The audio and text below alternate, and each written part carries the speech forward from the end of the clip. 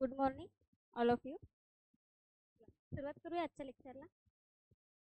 बघा, गेल्या काही लेक्चरपासून आपण काय करतोय, युनिट नंबर 8 आहे, ज्यामध्ये आपली कॉन्स्टिट्यूशन संदर्भात आहे, सोशल जस्टिस संदर्भात आहे आणि सोशल लिडरशिप असायला पाहिजे किंवा सोशल पॉलिसी काय असायला पाहिजे याबद्दल या युनिटमध्ये काय केलेलं आहे, डिस्कस केलेलं आहे. जे काही प्रिव्हियस लेक्चर झालेले आहे त्या प्रिव्हियस लेक्चरमध्ये आपण कॉन्स्टिट्यूशन्स काय आहे, डीपीएसपी काय आहे किंवा फंडामेंटल राईट्स काय आहे या संदर्भात काय केलेलं आहे, डिस्कस केलेलं आहे. Good good morning Arushi ma'am. Okay. हां, बघा मग जे काही आहे आजच्या लेक्चरला आपण काय बघत आहे, तर आपण आजच्या लेक्चरला सोशल जस्टिस म्हणजे काय होतं. आता बघा, आपण जेव्हा कॉन्स्टिट्यूशनमध्ये जेव्हा प्रियांबल्स पाहिले तर प्रियांबल्समध्ये आपल्याला तत्व दिलेले आहे की जे कॅरेक्टरिस्टिक्स आहे आपल्याचे की न्याय असायला पाहिजे, स्वातंत्र्य असायला पाहिजे, समता असायला पाहिजे. डॉक्टर बाबासाहेब आंबेडकर म्हणतात की जर न्याय आणि स्वातंत्र्य आणि समता जर दोन्हीला जर नांदायचं असेल सोबत त्याच्या न्याय असणं पण काय आहे, गरजेचं आहे. न्याय, स्वातंत्र्य, समता आणि बंधुत्व हे काय एक प्रकारचे पिलर आहे. आता आपण न्याय ही संकल्पना कोणाकडून घेतलेली आहे, तर बघा, फ्रेंच राज्यक्रांती झाली 1789 मध्ये आणि फ्रेंच राज्यक्रांतीनं खूप मोठ्या प्रमाणात वित्तहानी, जीवितहानी मोठ्या प्रमाणात झाली आणि तेव्हा लक्षात आलं की कुठेतरी शांततेचा मार्ग आपण काय करायला पाहिजे, अवलंबायला पाहिजे. म्हणून आपण काय केलेलं आहे, फ्रेंच राज्यक्रांतीची देणगी म्हणून स्वातंत्र्य, समता, बंधुता आणि न्याय हे काय तत्व आपण तिकडून घेतलेले आपल्याला पाहायला मिळते. आता जेव्हा आपण न्याय पाहत असतो, न्यायाच्या अनेक लोकांनी, अनेक विचारवंतांनी वेगवेगळ्या काय सांगितलेले आहेत, डेफिनेशन सांगितलेले आहेत. त्या डेफिनेशन्स बद्दल आपल्याला काय करायचं आहे, लेक्चरमध्ये डिस्कस करायचंच आहे. तर बाबासाहेब झाले किंवा मग ॲरिस्टॉटल यांनी आपला जो ग्रंथ आहे, जो द पब्लिक्स नावाचा ग्रंथ आहे. त्यानंतर आपण म्हणू शकतो की जे काही प्लेटो यांनी आपल्या काय ग्रंथाचं नाव रिपब्लिक नावाचा काय आहे, ग्रंथ आहे. त्या ग्रंथामध्ये त्यांनी काय डिस्कस केलेलं आहे की नेमकं न्याय म्हणजे काय असायला पाहिजे. समाजामध्ये वावरत असताना आपण समाजामध्ये न्यायाचे वेगवेगळे प्रकार पडतात. जसं नैतिक न्याय आहे, नैसर्गिक न्याय आहे, सामाजिक न्याय आहे, आर्थिक न्याय आहे, असे न्यायाचे काय पडतात, प्रकार पडतात. पण जेव्हा आपण प्रियांबल्सचा अभ्यास केला त्या प्रियांबल्समध्ये सांगितलेलं आहे की सामाजिक, आर्थिक आणि राजकीय काय असायला पाहिजे, न्याय असायला पाहिजे. म्हणजे एकंदरीत आपल्या भारतामध्ये अशा पद्धतीनं एखादी डेफिनेशन्स केल्या जाते. मी जसं तुम्हाला सांगितलं मागच्या लेक्चरला की स्वातंत्र्य म्हणजे काय, तर जिथं आपण म्हणतो की जिथे स्वैराचार नसेल तिथं काय असेल, स्वातंत्र्य असेल.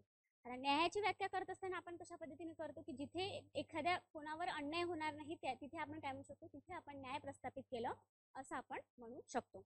आता आपली ते काय आहे, एक जर नैतिकतेने विचार केला किंवा मग एक जे म्हणू शकतो आपण एक एक तत्वज्ञान आपल्या भारतामध्ये अशाच पद्धतीने वापरले जाते. आपण लहान मुलांना सांगत असताना असं म्हणत नाही की तुम्ही चांगले बोला, आपण म्हणतो की खोटे बोलू नये. म्हणजे एक निगेटिव्ह जे अप्रोच आहे ते निगेटिव्ह अप्रोचनं आपल्याकडं बोलण्याची काय आहे, पद्धत आहे.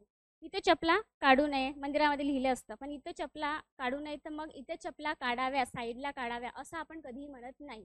म्हणजेच निगेटिव्ह अप्रोचनेच काय केलं जातं, एक निगेटिव्ह पद्धतीनंच बोलल्या जातं. तशाच पद्धतीने न्याय म्हणजे काय, तर ज्यावर कोणावर समाजामधील असणारे जे सगळे घटक आहे, जे वंचित घटक असो किंवा इतरही काही जे घटक असो, कोणत्याही घटकावर अन्याय होणार नाही याची काळजी घेण्यास म्हणजे काय म्हणू शकतो, आपण न्याय म्हणू शकतो. अशा पद्धतीनं न्यायाची व्याख्या आपण ढोबळ मानाने करता येईल. आता बघा, आपण काय बघूया, न्याय म्हणजे काय होते. त्यामध्ये सोशल जस्टिस अँड लीडरशिप.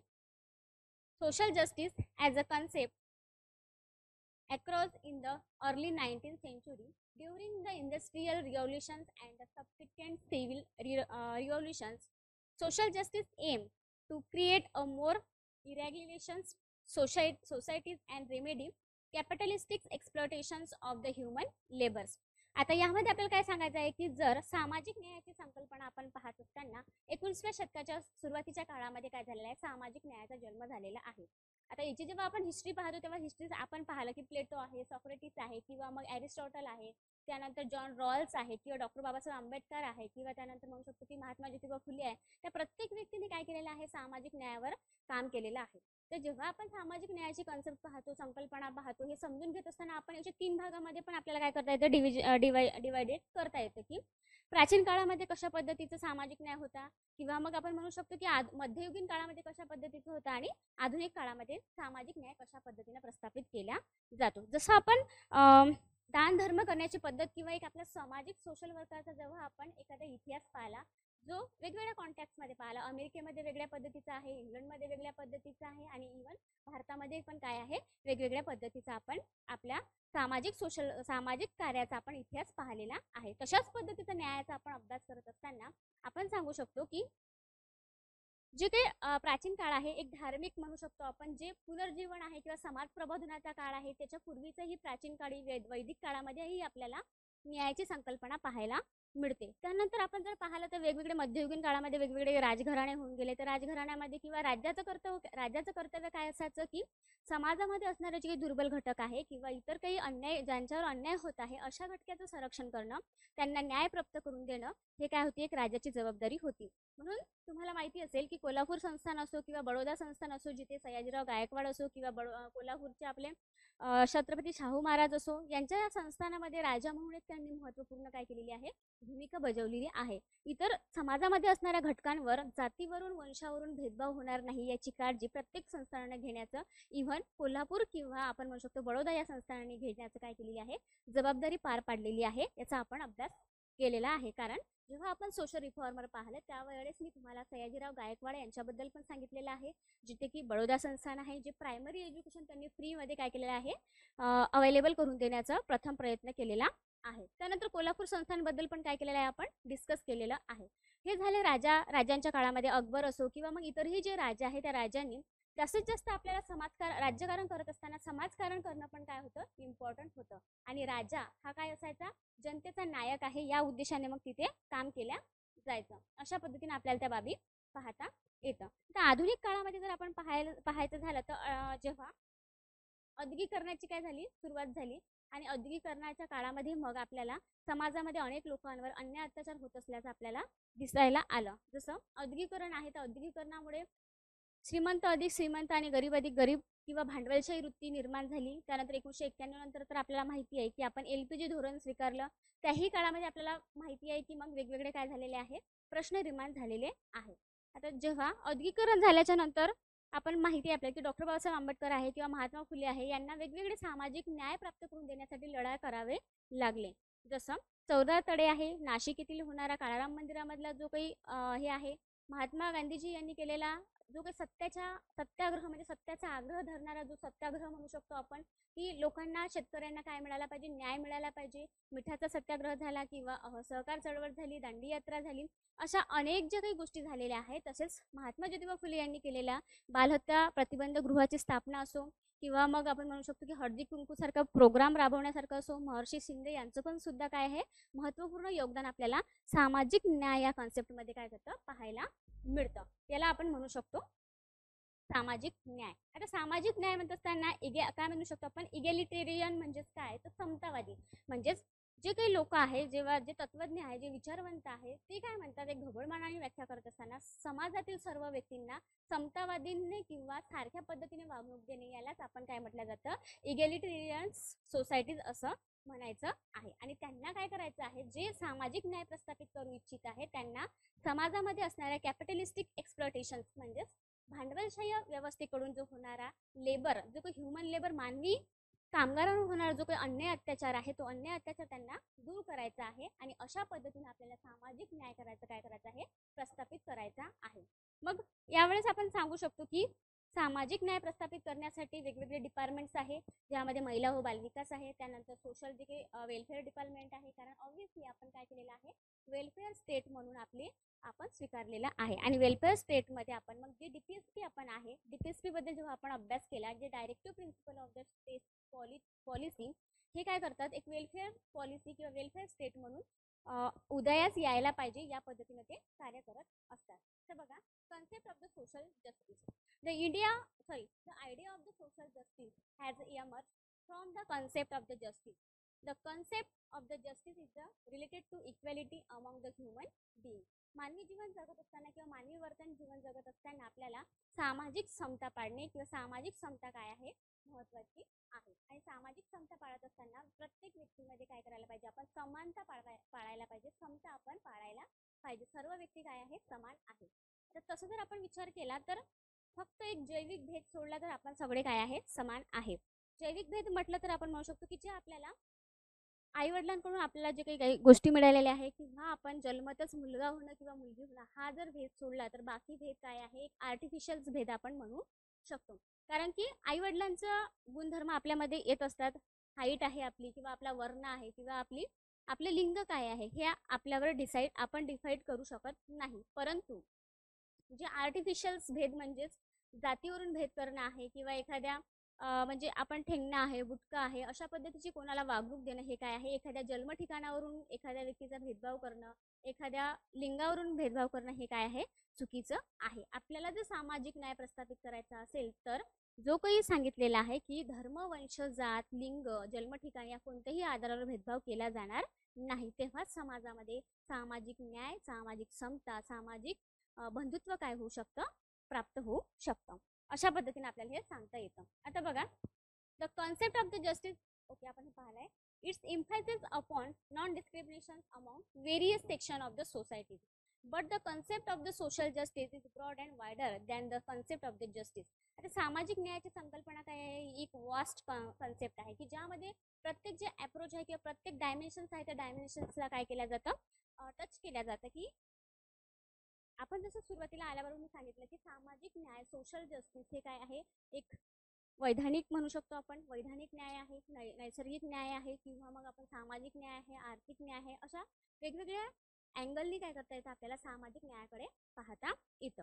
आता बरेच वेळा आपण प्रत्येक लेक्चरला काय केलेलं आहे, सामाजिक न्यायाबद्दल थोड्या थोड्या बाबी मी तुम्हाला सांगितलेल्याच आहे की DPSP मध्ये असो किंवा मग फंडामेंटल राईट्समध्ये असो. फंडामेंटल राईट्समध्ये आपण पाहत असताना आर्टिकल नंबर 15 आणि आर्टिकल नंबर 16 काय सांगितलं मी, की आर्टिकल नंबर 15 काय सांगतं की व्यक्तीचा जर आपल्याला नोकरीमध्ये किंवा मग ते जर आर्थिकदृष्ट्या आणि सामाजिकदृष्ट्या जर मागासलेत्व असेल तर त्यांना शैक्षणिक याच्यामध्ये काय द्यावी, तुम्ही सूट द्यावी. SC कम्युनिटीला त्यामध्ये पदोन्नतीच्या संदर्भात काय केलेली आहे, नोंद करून तिथं ठेवलेली आहे. आता आरक्षणाचा मुद्दा तुम्हाला चांगल्याच पद्धतीने काय आहे, माहिती आहे. बघा, आरक्षणाचं सांगत असताना आरक्षण सुद्धा काय आपल्या सोशल जस्टिस मध्ये येणारा एक पार्ट आहे.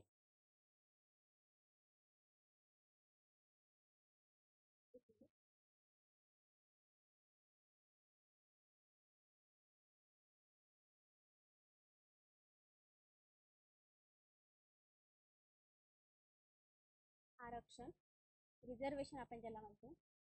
आता आरक्षण हे वेगवेगळ्या बाबतीत आपल्याला दिल्या जातं. राजकीय आरक्षण वेगळं आहे, आर्थिक आरक्षण वेगळं आहे आणि एक सामाजिक आरक्षण वेगळं आहे. राजकीय आरक्षण आपल्याला स्वातंत्र्यपूर्वी काळापासूनच काय आहे, मिळालेलं आहे. आर्थिक आरक्षण आणि सामाजिक आरक्षण हे आपल्याला वेगवेगळ्या आरक्षणाचे काय पाहायला मिळतं. म्हणजे वेगवेगळ्या डायमेन्शन आपण काय करू शकतो, विचार करत असतो. आता आरक्षणाचा आपण जेव्हा मुद्दा अभ्यासतो तेव्हा आपल्याला सांगता येतं की स्वातंत्र्यपूर्व काळामधील आरक्षण आणि स्वातंत्र्योत्तर काळामधील आरक्षण या दोन आरक्षणामध्ये काय आहे, फरक आहे. तिथे काय सांगू शकतो आपण की बघा, राजकीय आरक्षण म्हणजे जे वेगवेगळे कायदे झाले सुरुवातीपासून जर आपण विचार केला, 1905 ला काय झाली, बंगालची फाळणी झाली आणि बंगालच्या फाळणीच्या नंतर मग आपण ते काय होतं, त्यांची नीती काय होती, फोडा आणि राज्य करा अशा पद्धतीची त्यांची नीती होती. कोणाची तर इंग्रजांची. मग त्यांनी काय केलं, आपल्याला सुरुवातीला फोडण्याचा प्रयत्न केला. कारण आपल्या भारत देशामध्ये हिंदू आणि मुस्लिम हे काय म्हणत होते, सरदार वल्लभभाई पटेल यांनी म्हटलेलं आहे, नाही सॉरी, सर सय्यद अहमद खान यांनी म्हटलेलं आहे की हिंदू आणि मुस्लिम हे एकाच नववधूचे काय आहे, दोन डोळे आहे. म्हणजे एवढीच रूपक त्यांनी काय केलेली होती, कल्पना किंवा एक उपमा त्यांनी त्या याला दिल्याचं आपल्याला पाहायला मिळतं. जर आपल्याला इंग्रजांना वाटायला लागलं की आपण जर यांच्यावर त्यांना जर आपल्याला दूर करायचं असेल, यांना जर आपल्याला फोडायचं असेल तर हिंदू आणि मुस्लिम या धर्मामध्ये आपल्याला भेद निर्माण करणं काय आहे, गरजेचं आहे. तेव्हाच कुठं आपण काय करू शकतो, इथं व्यापाराच्या निमित्ताने आलेले जे इंग्रज आहेत ते इथं राज्यकर्ते म्हणून काय झालेले आहे, स्थापन झालेले आहे. कारण ते फुटीरतावादी बाबीमुळे 1905 ला त्यांनी बंगालची फाळणी केली आणि बंगालच्या फाळणीच्या नंतर मग तरीही ते त्यामध्ये यशस्वी झाले नाही. कारण की आपली युनिटी काय होती, चांगल्या पद्धतीची होती. परंतु नंतर कालांतरानं मग 1907 ला सुरतची फूट झाली. त्यानंतर मग त्यांना लक्षात आलं की आता कुठेतरी हे धार्मिक भेदभाव इथं होऊ शकतो. म्हणून या लोकांना आपण कुठेतरी चॉकलेट दिल्यासारखं त्यांनी काय केलं, कामं केले. मग 1909 ला असो, 1919 ला दर 10 वर्षांनी त्यांनी कायदे केले आणि दर 10 वर्षाने कायदे करत असताना 1909 ला त्यांनी शीख आणि मुस्लिम यांच्यासाठी मतदारसंघ वेगळं देण्याचं ठरवलं. त्यानंतर 19मध्ये मग आणखी काही गोष्टी ॲड केल्या. 1935मध्ये मग त्यांनी हिंदू, मुस्लिम वगैरे सगळ्यांसाठी काय केलं त्यांनी आरक्षण देण्याचं किंवा मग ते जागा राखीव ठेवण्याचं त्या गोष्टी त्यांनी सांगितलेल्या होत्या. म्हणजे चॉकलेट देण्याचं ते काय काम करत होते. आता राजकीय आरक्षण म्हणजे काय होतं? ते राजकीय आरक्षण म्हणजे आपल्याला उमेदवारीसाठी किंवा एखाद्या म्हणजे उमेदवार म्हणून कुठे राहायचं, उभं राहायचं असेल तर आपण सांगू शकतो की आपल्याला तिथं राजकीय आरक्षण आहे. आता राजकीय आरक्षण पाहत असताना आपण सांगू शकतो 330 नुसार आणि 332 नुसार जे एस सी आणि एस टी कम्युनिटीला दिलेलं जे आरक्षण आहे, एस सी आणि एस टी कम्युनिटीला जे दिलेलं, सॉरी हे एकत्रच आहे, आरक्षण आहे हे राजकीय आरक्षण आहे. राजकीय आरक्षण म्हणजे यांना राजकारणामध्ये यांना काय करायचं आहे, सहभाग घ्यायचा आहे, तर हे दिलेलं त्यांचं काय आहे, आरक्षण आहे. 330 हे लोकसभेमध्ये आरक्षण आहे आणि 332 हे विधानसभेमध्ये असलेलं आरक्षण आहे एस सी आणि एस टी कम्युनिटीसाठी. आता ओबीसी साठी सुद्धा आरक्षणासाठी आपल्याला माहिती आहे ओबीसी साठी आरक्षणाची चळवळ चाललेली आहे, परंतु ते आरक्षण राजकीय आरक्षणासंदर्भात आहे का, तर नाही. ते आरक्षण सामाजिक आणि आर्थिक मुद्द्याला धरून आहे की कुठेतरी आम्ही सामाजिकदृष्ट्या आर्थिकदृष्ट्या मागासलेले आहे आणि अशासाठी आम्हाला काय द्यावं, तुम्ही आरक्षण द्यावं. आता एस सी आणि एस टी याचा अर्थ काय होतोय, सीचा शेड्यूल कास्ट होतं, बरोबर आहे. म्हणजे हे दिलेलं आरक्षण हे काय आहे, राजकीय स्वरूपाचं आहे. सामाजिक आणि आर्थिक आरक्षणामध्ये पाहत असताना ओबीसी, आता अदर बॅकवर्ड क्लास जे काही म्हणू शकतो आपण, ही क्लासचे जे डेफिनेशन केलं जातं, तर एक काय म्हणू शकतो, एक आयोग होता नंदन आयोग. त्या नंदन आयोगाने सांगितलेलं आहे की आपल्याला काय असायला पाहिजे. गुड मॉर्निंग वर्षा मॅडम. ओके बघा, ओबीसीचं जे आरक्षण आहे, ओबीसीचं आरक्षण सी म्हणजे काय होतं, क्लास होतं, म्हणजेच अदर बॅकवर्ड क्लास. आता मी तुम्हाला याच्याबद्दल अभ्यास करत असताना आणि सेटमध्ये एक्झाममध्ये क्वेश्चन पण आलेले आहे बरेच वेळा की काकासाहेब कालेलकर आयोगाबद्दल मी डिस्कस केलेलं आहे. त्यानंतर आहे मंडल आयोग आहे, त्याबद्दलही मी डिस्कस केलेला आहे. आणि अलीकडच्या काळामध्ये 2015मध्ये आलेला रोहिणी आयोग आहे, तर रोहिणी आयोगासंदर्भात पण काय आलेले आहे, आपल्याला क्वेश्चन आलेले आहे की आता अलीकडचा आयोग आहे 2015मध्ये स्थापन झाला, परंतु ओबीसी आरक्षणासंदर्भात ते काय करत आहे, काम करत आहे. आणि ओबीसी आरक्षणासंदर्भात किंवा ओबीसी संदर्भात उपवर्गीकरण कशा पद्धतीनं व्हायला पाहिजे याच्यासाठी काम करणारं ते एक रोहिणी आयोग आपण पाहायला मिळतं. आता क्लास म्हटलं तर काय होतं मग, की जी काही उत्पन्नाची मर्यादा आहे, ती उत्पन्नाची मर्यादा सुरुवातीला 1,00,000 रुपये होतं, की ज्यांची 1,00,000 रुपये आहे उत्पन्न ते नॉन क्रिमिलियर आहे, आणि ज्यांचं 1,00,000च्या वर उत्पन्न आहे ते काय आहे, क्रिमिलियर आहे, बरोबर आहे. नॉन क्रिमिलियर ज्यांच्याकडे असतं त्यांना काय केलं जातं, आर्थिक आणि सामाजिक आरक्षण प्रोव्हाइड केलं जातं. परंतु आता आरक्षणाची अट आपण काय केलेली आहे, कारण की ऑब्विसली सोशल चेंज होणं महत्त्वाचं आहे आणि दिवसेंदिवस महागाई मोठ्या प्रमाणात वाढत आहे, आपले उत्पन्नाचे सोर्स पण मोठ्या प्रमाणात वाढत आहे, म्हणून आपण उत्पन्नाची अट आता 8,00,000 रुपये केलेली आहे. किती आहे, 8,00,000 रुपये उत्पन्न असेल तर त्यांना नॉन क्रिमिलियर समजल्या जाईल, आणि 8,00,000च्या वर ज्यांचं उत्पन्न असेल त्यांना क्रिमिलियर समजल्या जाईल. अशा पद्धतीचं हे आरक्षण आपल्याला थोडक्यात प्रमाणात सांगता येतं. आरक्षणाबद्दल म्हणजे आरक्षण हा सुद्धा आपल्याला एक सोशल जस्टिस म्हणून देण्यासाठी प्रयत्नशील आहे, कारण समाजामध्ये असलेले जे दुर्बल घटक आहे, जे महिला आहे, बालक आहे किंवा इतर वृद्ध आहे, यांच्या हितासाठी, यांच्या महत्त्वपूर्ण म्हणजे यांना समाजाच्या प्रवाहामध्ये आणण्यासाठी काय करतं, आरक्षण एक महत्त्वपूर्ण भूमिका बजावत असल्याचं आपल्याला पाहायला मिळतं. मग आपण वाचलेलं आहे की आरक्षण हे दर 10 वर्षांनी काय होतं, काढून टाकलं जातं, परंतु आर्थिक आणि सामाजिक आरक्षण कधीही काढता येत नाही. त्यामध्ये कोणाला द्यायचं कोणाला नाही द्यायचं हे काय करेल, सरकार ठरवेल, गव्हर्नमेंट ठरवेल. परंतु जे राजकीय आरक्षण आहे, हे राजकीय आरक्षण आपल्याला दर 10 वर्षांनी रिन्यू करता येतं. म्हणून तुम्हाला माहिती असेल की 104वी घटना दुरुस्ती झाली आणि त्यानुसार जे काही अँग्लो इंडियनचं जे आरक्षण होतं ते काय केलं आहे, राजकीय आरक्षण आपण काढून घेतलेलं आहे. म्हणून दर 10 वर्षांनी जर राजकीय आरक्षण आपल्याला टिकून ठेवायचं असेल तर दर 10 वर्षांनी त्यामध्ये रिन्यू करणं काय आहे, गरजेचं आहे. अशाबद्दल आपण आरक्षणाबद्दल इथे सांगू शकतो. त्यानंतर बघा, मग काय आहे, वेगवेगळे डायमेन्शन्स आहे बघा. Social justice is the concerned with the society, its organization, its social values and structure. The concept of the social justice is multidimensional and comprehensive. म्हणजे सामाजिक न्याय काय आहे, एक मल्टीडायमेन्शन्स आहे, बहुआयामी एक संकल्पना आहे आणि एक कॉम्प्रेसिव्ह आहे, एक विस्तारात्मक स्वरूपात तिचं काय झालेलं आहे, विश्लेषण आपल्याला करता येतं. It's involve equitable distributions of the social, materials and political resource to all the citizens for the providing equal opportunities to all men and women in social, economic and politicals. म्हणजेच समाजामध्ये न्याय तेव्हाच प्रस्थापित होईल की प्रत्येक व्यक्तीला, प्रत्येक महिला असो, स्त्री असो, पुरुष असो, बालक असो किंवा इतरही जे काही अदर म्हणजे मागासलेले घटक असो, दुर्बल घटक असो, प्रत्येकाला सामाजिक दृष्टिकोनातून, आर्थिक दृष्टिकोनातून, राजकीय दृष्टिकोनातून जर न्याय प्राप्त होत असेल तर तेव्हा त्याला आपण सर्वांगीण न्याय प्राप्त झाला असं आपण म्हणू शकतो. त्यानंतर बघा definition of the social justice.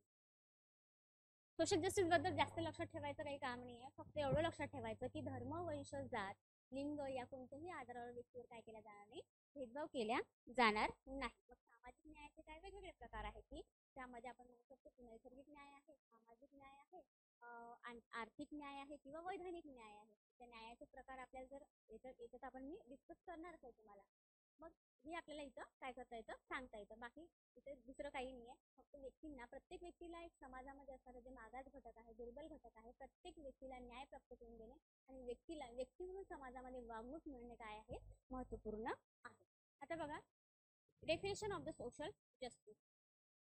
The terms social justice has been defined by various philosophers from Greek to modern philosophers. आधुनिक काळामध्ये किंवा आधीच्याही काळामध्ये आपण जर विचार केला तर अनेक तत्वज्ञानांनी, अनेक विचारवंतांनी काय केलेलं आहे, सोशल जस्टिस बद्दल एक्सप्लेन केलेलं आहे. आता ग्रीक विचारवंत आहे जे की प्लेटो, बरोबर आहे. बघा, प्लेटो saw social justice is the true principle of the social life. He clarified the concept of the justice is the primary moral value and is intrinsically linked with other essential moral qualities.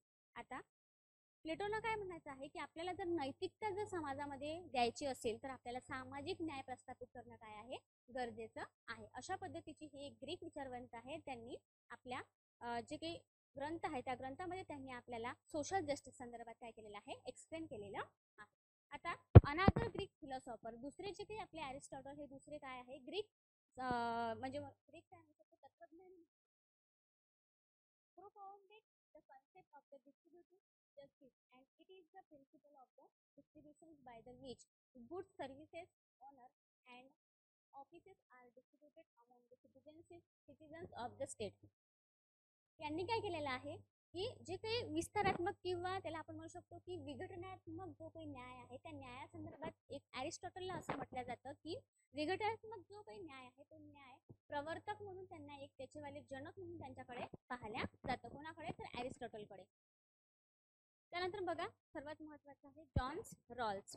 Define social justice as all nil primary goods such as a liberty, opportunities, income, wealth, which are the basic of the self-respected, are to be distributed equally unless an unequal distribution of any or all these goods is to the advantages of the least favored. आता John Rawls हे एक काय आहे, philosophers आहे आणि या फिलॉसॉफर्सनी काय explain केलेलं आहे की त्यांना सांगायचं आहे की जे प्रायमरी गुड्स आहे, प्रत्येक व्यक्तीला काय आहे, आपल्या अन्न, वस्त्र, निवारा, आरोग्य आणि शिक्षण हे आपल्या मूलभूत गरजा आहे.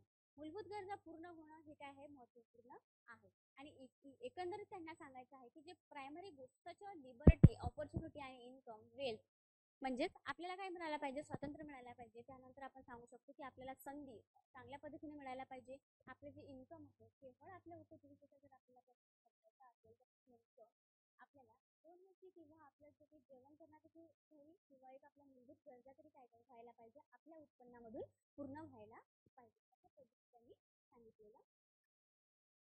त्यानंतर बघा according to B R. Ambedkar, doctor Babasaheb Ambedkar काय सांगतात की social justice is a means is a creating and idealistic and just society. म्हणजे समाजाला आपण आदर्शवादी बनवायचं असेल, नैतिकतेच्या याच्यातून बनवायचं असेल तर सामाजिक न्याय प्रस्थापित होणं काय आहे, गरजेचं आहे. It is a base on the principle of the liberty, equality and fraternity. सर्वात महत्त्वाचं सांगितलं त्यांनी की सोशल जस्टिस आपल्याला काय करायचं आहे, समाजामध्ये द्यायचा आहे.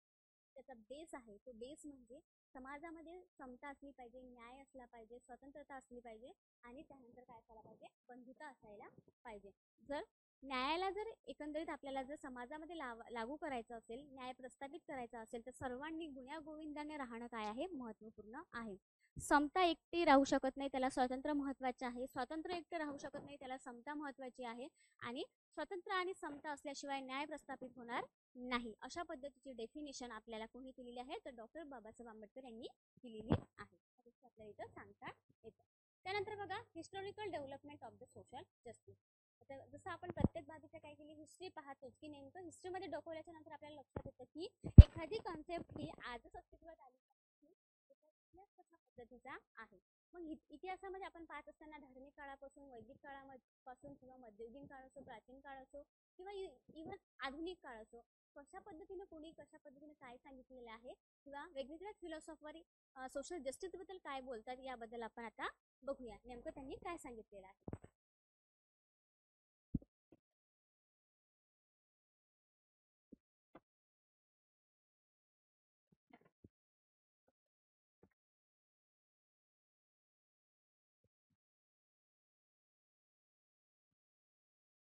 हिस्टॉरिकल डेव्हलपमेंट जस्टिस, त्यामध्ये लक्षात ठेवा social justice has involve from the concept of the justice. The concept of the justice has its origin in the ancient philosopher of the west as well as India. बघा जे काही प्राचीन philosopher आहे त्यांनी काय सांगितलं की न्याय प्राप्त करणे किंवा न्याय म्हणजे न्यायापासूनच काय झालेली आहे, सामाजिक न्यायाची संकल्पना उदयास त्याची निर्मिती झालेली.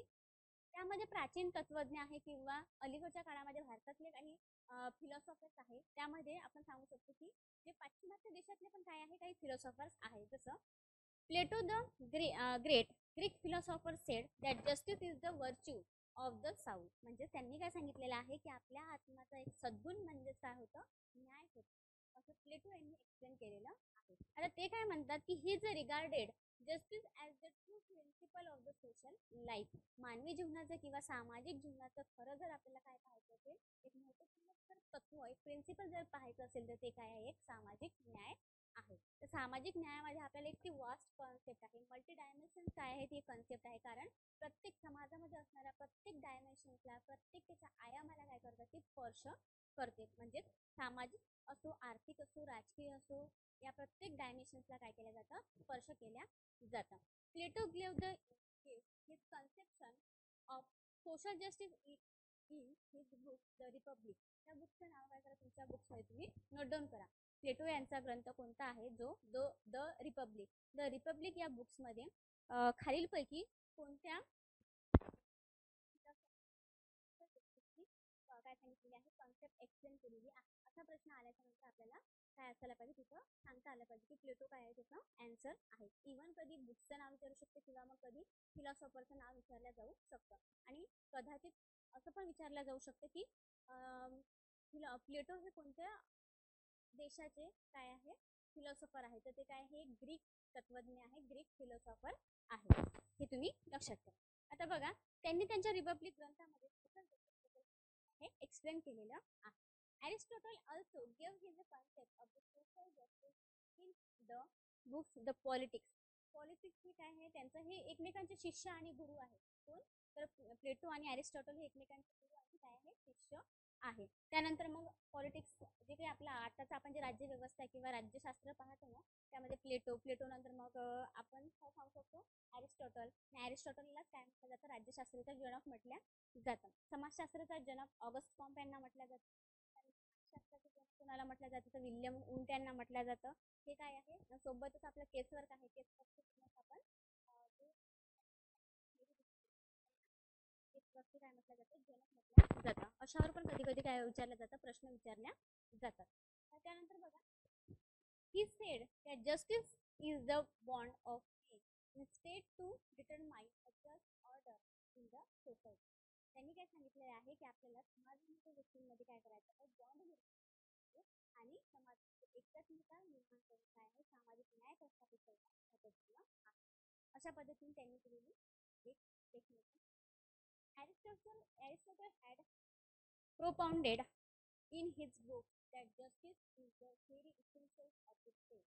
राज्यामध्ये सामाजिक न्याय असणं काय आहे, खूप महत्त्वपूर्ण आहे, असं अरिस्टॉटल यांनी एक्सप्लेन केलेलं आहे. की ऑब्विसली समाजामध्ये जर सामाजिक न्याय नसेल तर अशा वेळेस उच्च अधिक उच्च श्रीमंत अधिक श्रीमंत अशी जर व्यवस्था निर्माण झाली, वर्णव्यवस्था जी आहे ब्राह्मण क्षत्रिय वैश्य अशी जर स्थिती निर्माण झाली, तर जे मागास घटक आहे, आपण दलित आहे, अस्पृश्य आहे किंवा वंचित घटक आहे, ज्यावर पूर्वीपासूनच काय झालेलं आहे, ज्यांच्यावर अन्याय झालेला आहे, जसं की महिला आहे किंवा बालक आहे, वृद्ध आहे किंवा थर्ड जेंडर आहे किंवा इतरही काही लोक आहेत, यांना जीवन जगणं समाजामध्ये काय होऊन जाईल, कठीण होऊन जाईल. म्हणून प्रत्येक व्यक्तीला समाजामध्ये समता तर प्रस्थापित करायचीच आहे, परंतु ज्या लोकांना विशेष गरज देणं आहे, विशेष म्हणू शकतो आपण स्पेशल प्रोव्हिजन्स करणं काही लोकांसाठी महत्त्वपूर्ण आहे. म्हणूनच आपल्या कॉन्स्टिट्यूशन्समध्ये आर्टिकल नंबर 15 असो किंवा आर्टिकल नंबर 16 असो, सोशल आणि इकॉनॉमिक्स याच्याने काय दिलेलं आहे, ते रिझर्वेशन दिलेलं आहे.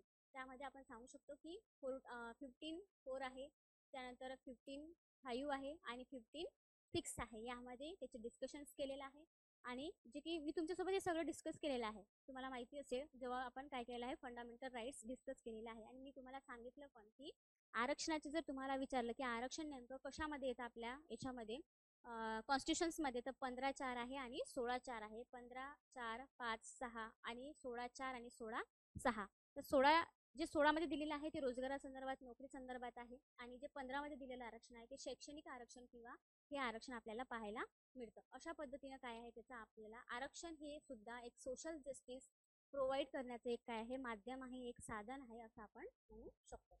त्यानंतर बघा,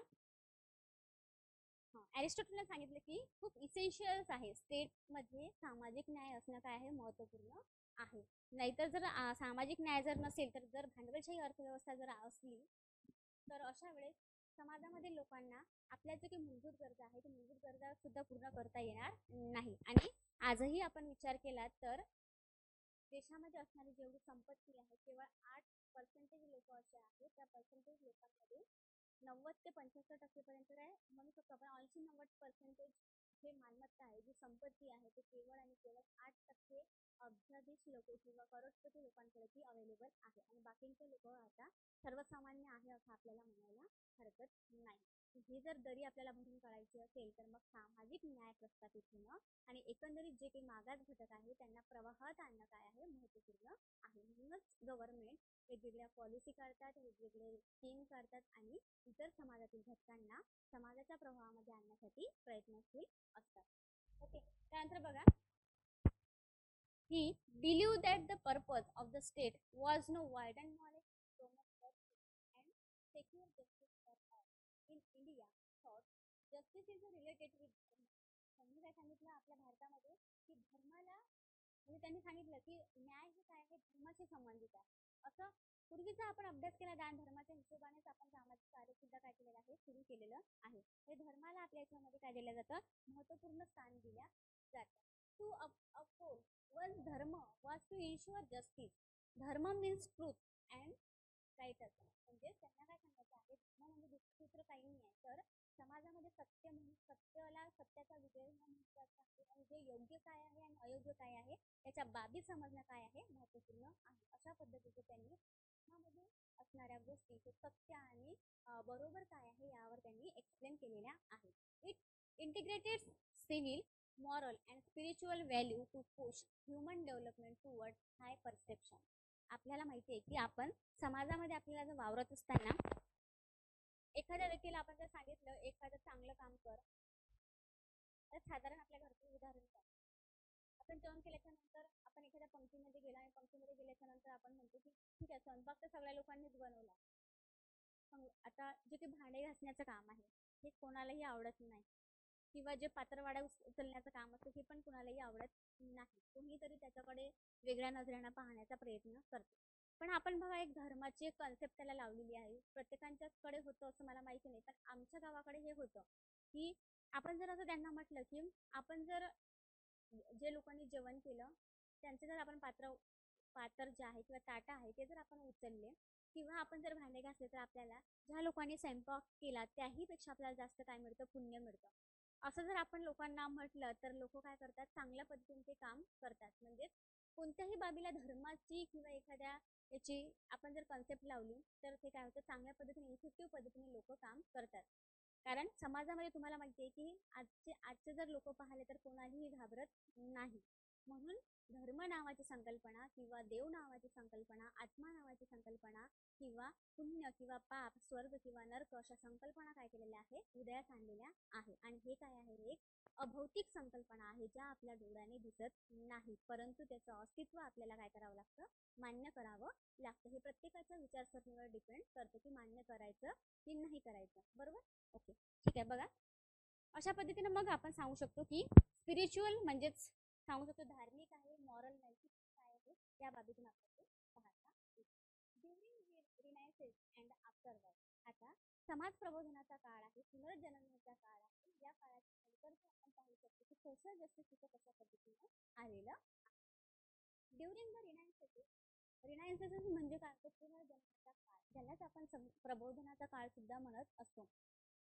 प्रबोधनाच्या काळामध्ये आपण सांगू शकतो की रामदास महाराज आहे, तुकोजी महाराज आहे किंवा तुकाराम महाराज आहे, असं अनेक संत होऊन गेलेले आहे की ज्यांनी समाज प्रबोधनाचं कार्य केल्याचं आपल्याला पाहायला मिळतं. सावतामाळी आहे, ज्ञानेश्वर महाराज आहे, अनेकांनी काय केलेलं आहे, समाजामध्ये असणाऱ्या जे रूढी वाईट प्रथा, इव्हन गौतम बुद्ध पण आपण सांगू शकतो, हे सगळ्यांनी काय केलेलं आहे, समाजामध्ये असणाऱ्या प्रथा परंपरा किंवा त्यांनी सांगितलं, गौतम बुद्धाची तुम्ही थेअरी वाचलेली असेल, त्यांनी सांगितलेलं आहे की अष्टांग मार्ग सांगितलेला.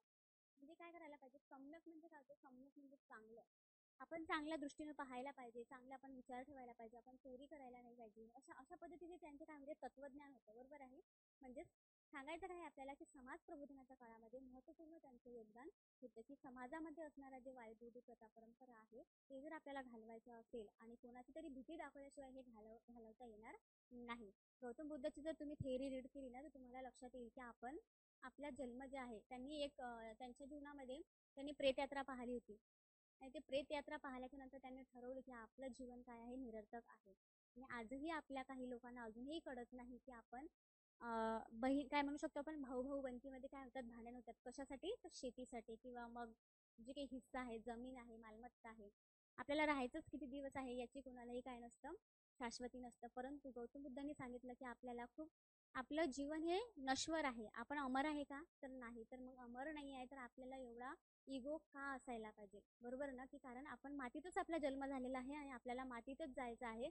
तरीही आपल्याकडे एवढ्या मोठ्या प्रमाणात काय होतं, लोकांमध्ये वादविवाद होत असल्याचं आपल्याला पाहायला मिळतं. आजही जर तुम्ही सिव्हिल कोर्टमध्ये गेले, तर सिव्हिल कोर्ट असो किंवा मग म्हणू शकतो आपण क्रिमिनल कोर्ट असो या कोणत्याही कोर्टमध्ये गेले तर आपल्याला अशा संदर्भाचे जे काही गुन्हे आहेत ते गुन्हे मोठ्या प्रमाणात दाखल झाल्याचं आपल्याला पाहायला मिळतं. आता समाजामधली टेंडन्सी कशी असतं, आपल्याला खूप मोठं शेत आहे, 10 एकर शेत आहे, 15 एकर शेत आहे, खूप शेत आहे, परंतु एका साध्या बांधावरून काय होतं, भांडण होतात. कारण सगळं शेत सोडून देतात आणि त्यांचं भांडण कुठं फक्त बांधावरच असतं की तू तू माझी एक हातभर जागा घेतली, तू माझी अर्ध्या हात जागा घेतली. म्हणजे एवढ्या क्षुल्लक कारणावरून समाजातील लोक काय करतात, वादविवाद करतात. त्यांच्या विचारसरणीची तर इव्हन मला तर एवढी कीव येते की नेमकं त्यांना समाजातील लोकांना काय पडलं आणि या लोकांना काय पडलं. म्हणजे एवढी विचारसरणी किंवा एवढं समाजामध्ये आपल्याला काय पाहायला मिळतं, विचारसरणीमध्ये मोठ्या प्रमाणात आपल्याला एक काय म्हणू शकतो आपण तिथं, म्हणजे अजूनही विचारामध्ये प्रगल्भता त्यामध्ये आलेली आपण पाहायला मिळत नाही. पण आपण एक एज्युकेशन घेतलेलं आहे तर आपल्यामध्ये आपण परिवर्तन करणं काय आहे, गरजेचं आहे.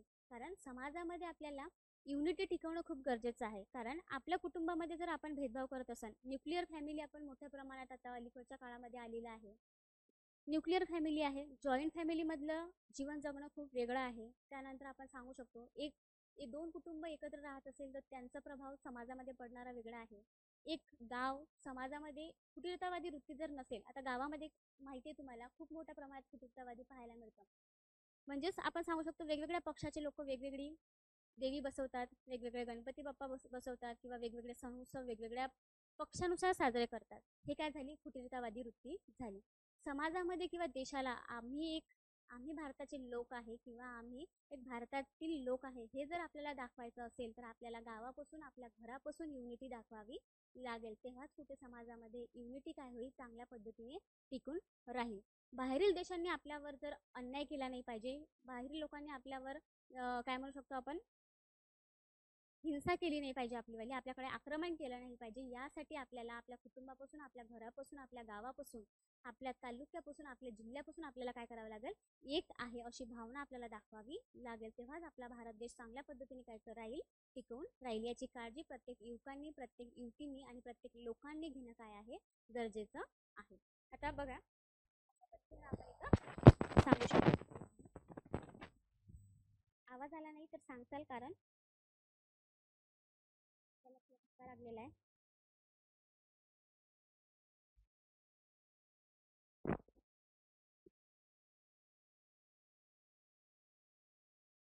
मेसेज करून मध्ये ठीक आहे.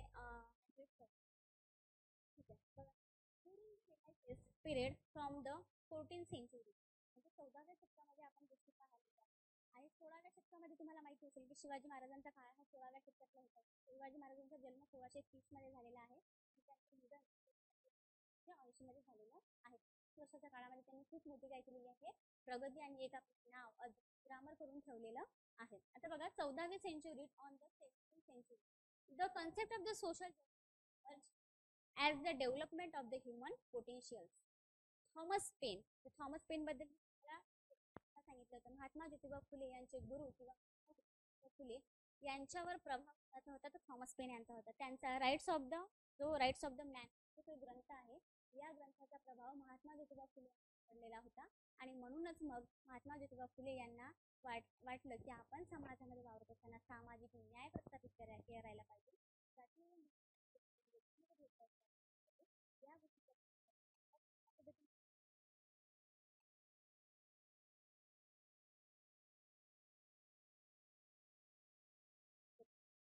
त्यानंतर बघा, the rights of the man in 1792, propounding that society should give a fair and universal change to bring forward and development the capacity of. म्हणजेच व्यक्तीमध्ये आपल्याला काय करायचं नाही आहे, भेदभाव करायचा नाही आहे, फेअर द्यायचा आहे. आणि post of the renaissance period, म्हणजेच पुनर्जन्माच्या काळाच्या नंतर जर आपण विचार केला, although there is certainly about the first use of the term social justice, but early sources can be found in the European 18th century. सुरुवातीला सामाजिक न्याय अशी काही कन्सेप्ट नाही, पण एक त्याच्या संबंधितच एक गोष्ट होती. परंतु 18व्या शतकाच्या काळामध्ये आपल्याला चांगल्या पद्धतीने काय म्हणतो, 18व्या शतकाच्या 21व्या शतकामध्ये आपल्याला सोशल जस्टिस कॉन्सेप्ट समाजामध्ये आल्याचं पाहायला मिळतं. त्यानंतर बघा, in 1861 British philosopher John Stuart Mill, महत्वपूर्ण फिलॉसॉफर्स आहे, कन्सेप्च्युअलाइज इन हिज बुक. त्यांचे हे बुक्स आहे, हे पण तुम्ही लिहून द्या. युटिलिटेरिझम्स म्हणजेच उपयोगितावाद. कोणाचा आहे, 1868 मध्ये त्यांनी, ब्रिटिश फिलॉसॉफर आहे जॉन स्टुअर्ट मिल्स यांनी लिहिलेले ते बुक्स आहे. That society should treat all equally well of its who have deserve equally well, absolutely. He state that all the individuals, citizens and the institutions should be converging toward social and distributive justice. म्हणजे समाजातील व्यक्तीला म्हणू शकतो आपण की त्यांना काय करायचं आहे, न्याय प्रस्थापित करायचा आहे. आणि प्रत्येक व्यक्तीला काय मिळायला पाहिजे, न्याय मिळायला पाहिजे, याची काळजी आपल्याला घ्यायची आहे. अशा पद्धतीने एक्सप्लेन केलेलं आहे. आपण काय पाहत आहे, तर सोशल जस्टिसची आपण हिस्ट्री पाहत आहे की जे एन्शियंट पिरियडमध्ये कशा पद्धतीचा सोशल जस्टिस आलेला आहे. त्यानंतर आपण सांगू शकतो आपण जे की 17व्या 14व्या शतकामध्ये ज्याला रिनायन्सेस जो पिरियड्स म्हणजे त्या काळामध्ये कशा पद्धतीनं सांगू शकतो आपण की सोशल जस्टिस आलेला आहे. आणि आताचा जो आहे तो 19 and 20 सेंचुरी, त्याला आपण मॉडर्न पिरियड्स असं म्हणत असतो. कारण 1857चा जो की प्लॅसीची लढाई झाली आहे, प्लॅसीच्या नंतरच्या काळामध्ये हिस्ट्रीमध्ये असं कन्सिडर केल्या जातं तर त्यालाच मॉडर्न काळ म्हणून किंवा मॉडर्न पिरियड म्हणून ओळखल्या जातात. During the 19th century, the concept of the social justice emerged in the America as well as the socialist bloc. According to Karl Marx, बघा, अकॉर्डिंग टू कार्ल मार्क्स हे एक महत्वपूर्ण काय विचारवंत आहे. त्यांनी भांडवलशाही विचार म्हणू शकतो आपण की जे समाजामध्ये होणारे जे कामगार वर्ग आहे, कामगार वर्गावर काय होतं, मोठ्या प्रमाणात अन्याय अत्याचार होत असल्याचं आपल्याला पाहायला मिळत होतं. आणि अशामुळे मग त्यांनी एक थेअरी लिहिली. त्या थेअरीमध्ये त्यांनी सांगितलं की भांडवलशाही वर्ग हा जो ते लेबर वर्ग आहे, या लेबर वर्गावर काय करतात, मोठ्या प्रमाणात अन्याय अत्याचार करत असल्याचं त्यांना पाहायला मिळालेलं होतं. आता तिथे काय सांगतात ते, social justice was to be achieved by the state control of means of productions. After the World War, first the American and the legal philosophy given in the words of the John. त्यानंतर Trotsky found etc. was incorporated in the founding documents of the stating that peace can be established only if it is based on the social justice. The constitutions of the Ireland was the first one to establish social justice as the principle of the economy in the state. तर हे तुम्ही काय करा, तुमच्या पुस्तकामध्ये note down करा. आपण first मध्ये सोशल जस्टिस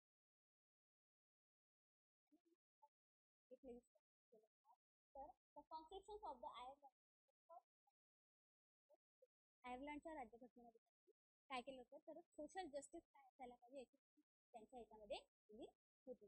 त्यानंतर by the various countries in their constitution in the late 20th century. The concept of social justice became highly popular, particularly due to its promotions philosophers such as the Johns Rawls हे तुम्ही काय करा, तुमच्या याच्यामध्ये लिहून घ्या, कारण Johns Rawls बद्दल आपल्याला डीएमईआरची एक्झाम असो किंवा मग सेटनेट असो, कोणत्याही एक्झामला काय केलं जाऊ शकतं, प्रश्न विचारला जाऊ शकतो. त्यांची मी डेट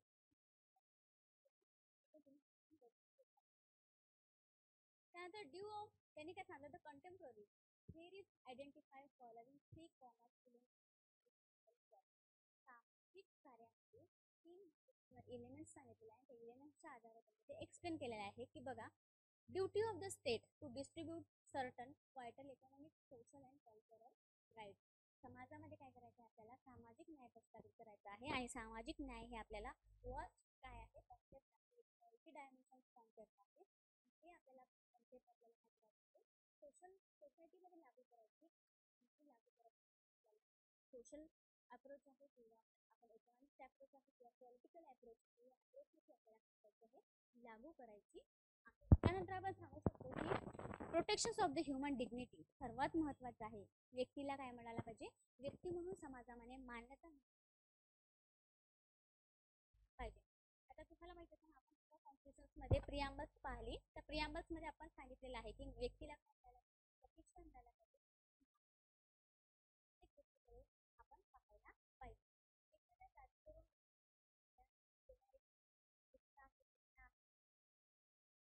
काळा आहे, गोरा आहे, असा कोणताही भेदभाव न करता ॲज अ ह्युमन एक व्यक्ती म्हणून आपण त्या व्यक्तीला ट्रीटमेंट करणं काय आहे, महत्त्वपूर्ण आहे. म्हणूनच आपल्या सोशल वर्कमध्ये काय म्हटलं जातं, सर्वात महत्त्वाचं केस वर्क असो किंवा मग ग्रुप वर्कर असो किंवा मग सोशल ऑर्गनायझेशन असो, कम्युनिटी ऑर्गनायझेशन असो, प्रत्येकाचे काय आहे प्रिन्सिपल्स आहे. त्या प्रिन्सिपल्समध्ये किंवा वेगवेगळ्या थेरीज आहेत. त्या थेरीजमध्ये तेच सांगितलेलं आहे की प्रथम आपण आपल्या क्लायंटचा, आपल्या कम्युनिटीचं किंवा आपल्या ग्रुपचं आपण काय करायला पाहिजे, ॲक्सेप्टन्स करायला पाहिजे. ज्याही कंडिशनमध्ये आहे त्याही कंडिशनमध्ये व्यक्तीला आपण स्वीकारलं पाहिजे. त्यालाच आपण म्हणू शकतो की काय आहे, प्रिन्सिपल्स म्हणू शकतो किंवा त्याला आपण थेरीज म्हणू शकतो. ओके.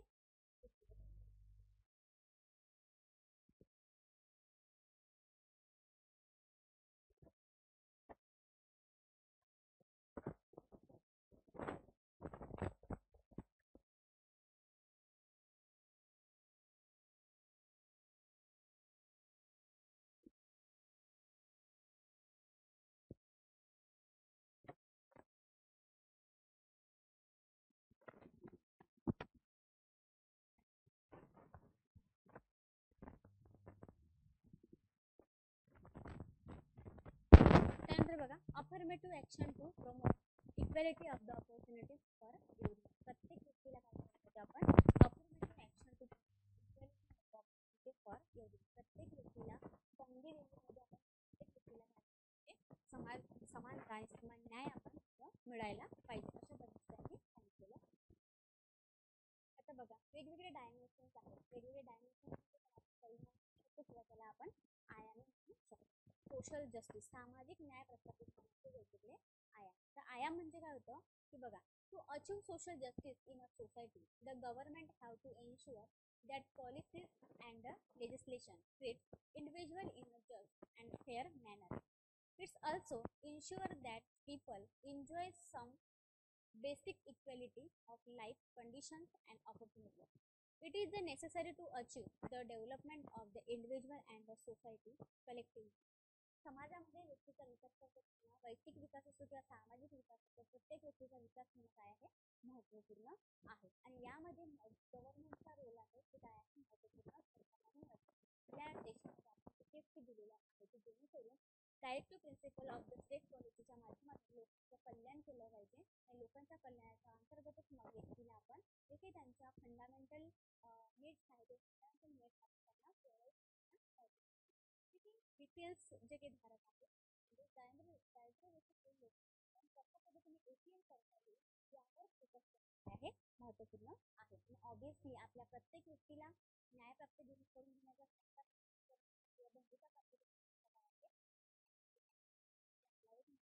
अधिकार आहे. कारण की तुम्ही जर पाहिलं असेल की मानवी अधिकार आणि मूलभूत अधिकार काय आहे, वेगवेगळे आहे. मानवी अधिकार आपल्याला जन्मतच प्राप्त होतात. आपल्याला हवा घेण्याचा अधिकार आहे, आपल्याला ऑक्सिजन घेण्याचा अधिकार आहे, आपल्याला पाणी मिळण्याचा अधिकार आहे, की इव्हन आपण म्हणू शकतो की तुम्ही जर झोपण्याचा सुद्धा काय आपल्याला अधिकार आहे, माहिती मागवण्याचा अधिकार आहे. अशा प्रत्येक खूप काही आपल्याला काय आहे, अधिकार आहे. जर प्रदूषण असेल तर प्रदूषणाच्या विरोधात आपल्याला मागणी करता येते की प्रदूषण नसायला पाहिजे. अशा अनेक बाबतीमध्ये काय आपल्याला एक व्यक्ती म्हणून आपल्याला खूप मोठ्या प्रमाणात अधिकार प्राप्त झालेले आहे. आता जे की 10 डिसेंबर 1948 मध्ये म्हणू शकतो आपण माहिती अधिकार मानवी हक्काचा जागतिक जाहीरनामा झालेला होता. त्या जाहीरनाम्यामध्ये सांगितलेलं आहे 10 डिसेंबर 1948 मध्ये. त्यामध्ये मानवी अधिकार सांगितलेले, मानवी हक्क सांगितलेले आहे. किती आहे तर 30 कलम आहे. त्याही कलमाबद्दल आपल्याला पाहायचं आहे कारण त्याच्याबद्दलही 1-2 कलम जास्तीत जास्त प्रमाणात काय केलं जातं, विचारलं जातं. तेही आपण काय करू नेक्स्ट लेक्चरला त्याचा आपण अभ्यास करू की नेमकं आपल्याला मूलभूत अधिकार आणि मानवी अधिकारामध्ये काय फरक आहे आणि त्याचंच मानवी अधिकाराचंच एक्सटेन्शन स्वरूप आपल्याला कशामध्ये पाहायला मिळतं, मानवी हक्कामध्ये आपल्याला.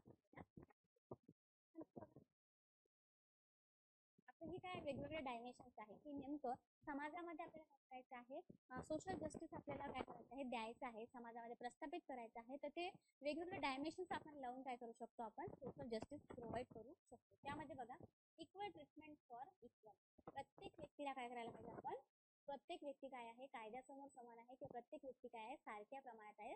जर आपण आपला जो काही नैसर्गिक भेद आहे, जो म्हणू शकतो की हेरार्कीनुसार म्हणू शकतो किंवा अनुवांशिकतेनुसार जो काही भेद आहे त्याला आपण ते जेनेटिक्स, हेरार्की नाही तर जेनेटिक्सनुसार भेद आहे, तो भेद वगळता सर्व व्यक्ती काय आहे, सर्व समान आहे.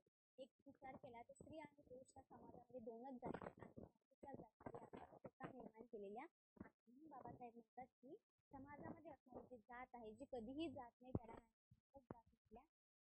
प्रत्येक जर विचार केला तर जातचा मुद्दा काय येतं, आडवा येतच. बरोबर आहे. इव्हन विवाह करण्याच्या वेळेस असो किंवा मग इतरही काही बाबीच्या वेळेस काय येतं, जात हा मुद्दा महत्त्वपूर्ण ठरतो. तुम्हाला माहिती असेल पुण्यासारख्या या शहरात जर तुम्ही विचार केला तर खूप मोठ्या प्रमाणात आपल्याला ब्राह्मणिझम म्हणू शकतो आपण, ब्राह्मण लोकांचं खूप मोठ्या प्रमाणात वर्चस्व पाहायला मिळतं. आज जर आपण विचार केला, जर इथं पुण्यासारख्या ठिकाणी विशिष्ट एरियामध्ये जर आपल्याला जर घर घ्यायचं असेल तर तिथे खूप मोठ्या प्रमाणात विचारपूस केल्या जातं. जर आपण जर दलित वर्गातील असेल किंवा निम्न वर्गातील असेल किंवा मागासलेले असेल तर आपल्याला पुण्यामध्ये घर मिळणं काय आहे, कठीण आहे. म्हणजेच कास्ट विचारून सुद्धा मोठ्या प्रमाणात हे काम केल्या जातं. आपल्याला माहिती आहे ते कायद्यानं गुन्हा आहे, कॉन्स्टिट्यूशन विरोधात पण आपण अस्पृश्यता पाळणं सुद्धा काय केलेलं आहे, गुन्हा केलेला आहे. परंतु हिडन स्वरूपात मोठ्या प्रमाणात ह्या गोष्टी होत असल्याचं आपल्याला पाहायला मिळतं. आपण अजून असंही सांगू शकतो की बालविवाह करणं काय आहे, चुकीचं आहे. त्यासाठी आपण कायदा केला खूप पूर्वीपासून 1800 सांगू शकतो आपण की 86 वगैरे किंवा त्याच्यानंतर सुद्धा आपण 1929 आहे किंवा मग 1874 आहे, स्पेशल मॅरेज ऍक्ट वगैरे किंवा मग शारदा ऍक्ट वगैरे आहे. या कायद्याने सुद्धा आपण सांगण्यात आलेलं आहे की विशिष्ट स्पेसिफिक एज आपण ठरवलेला आहे. अलीकडच्या काळामध्ये आपण जे फर्स्ट आपलं पॉप्युलेशन पॉलिसी आहे 1976 मध्ये, त्या पॉलिसीनुसार आपण एक विशिष्ट काय केलेलं आहे, मॅरेजचं विशिष्ट एज ठरवलेलं आहे.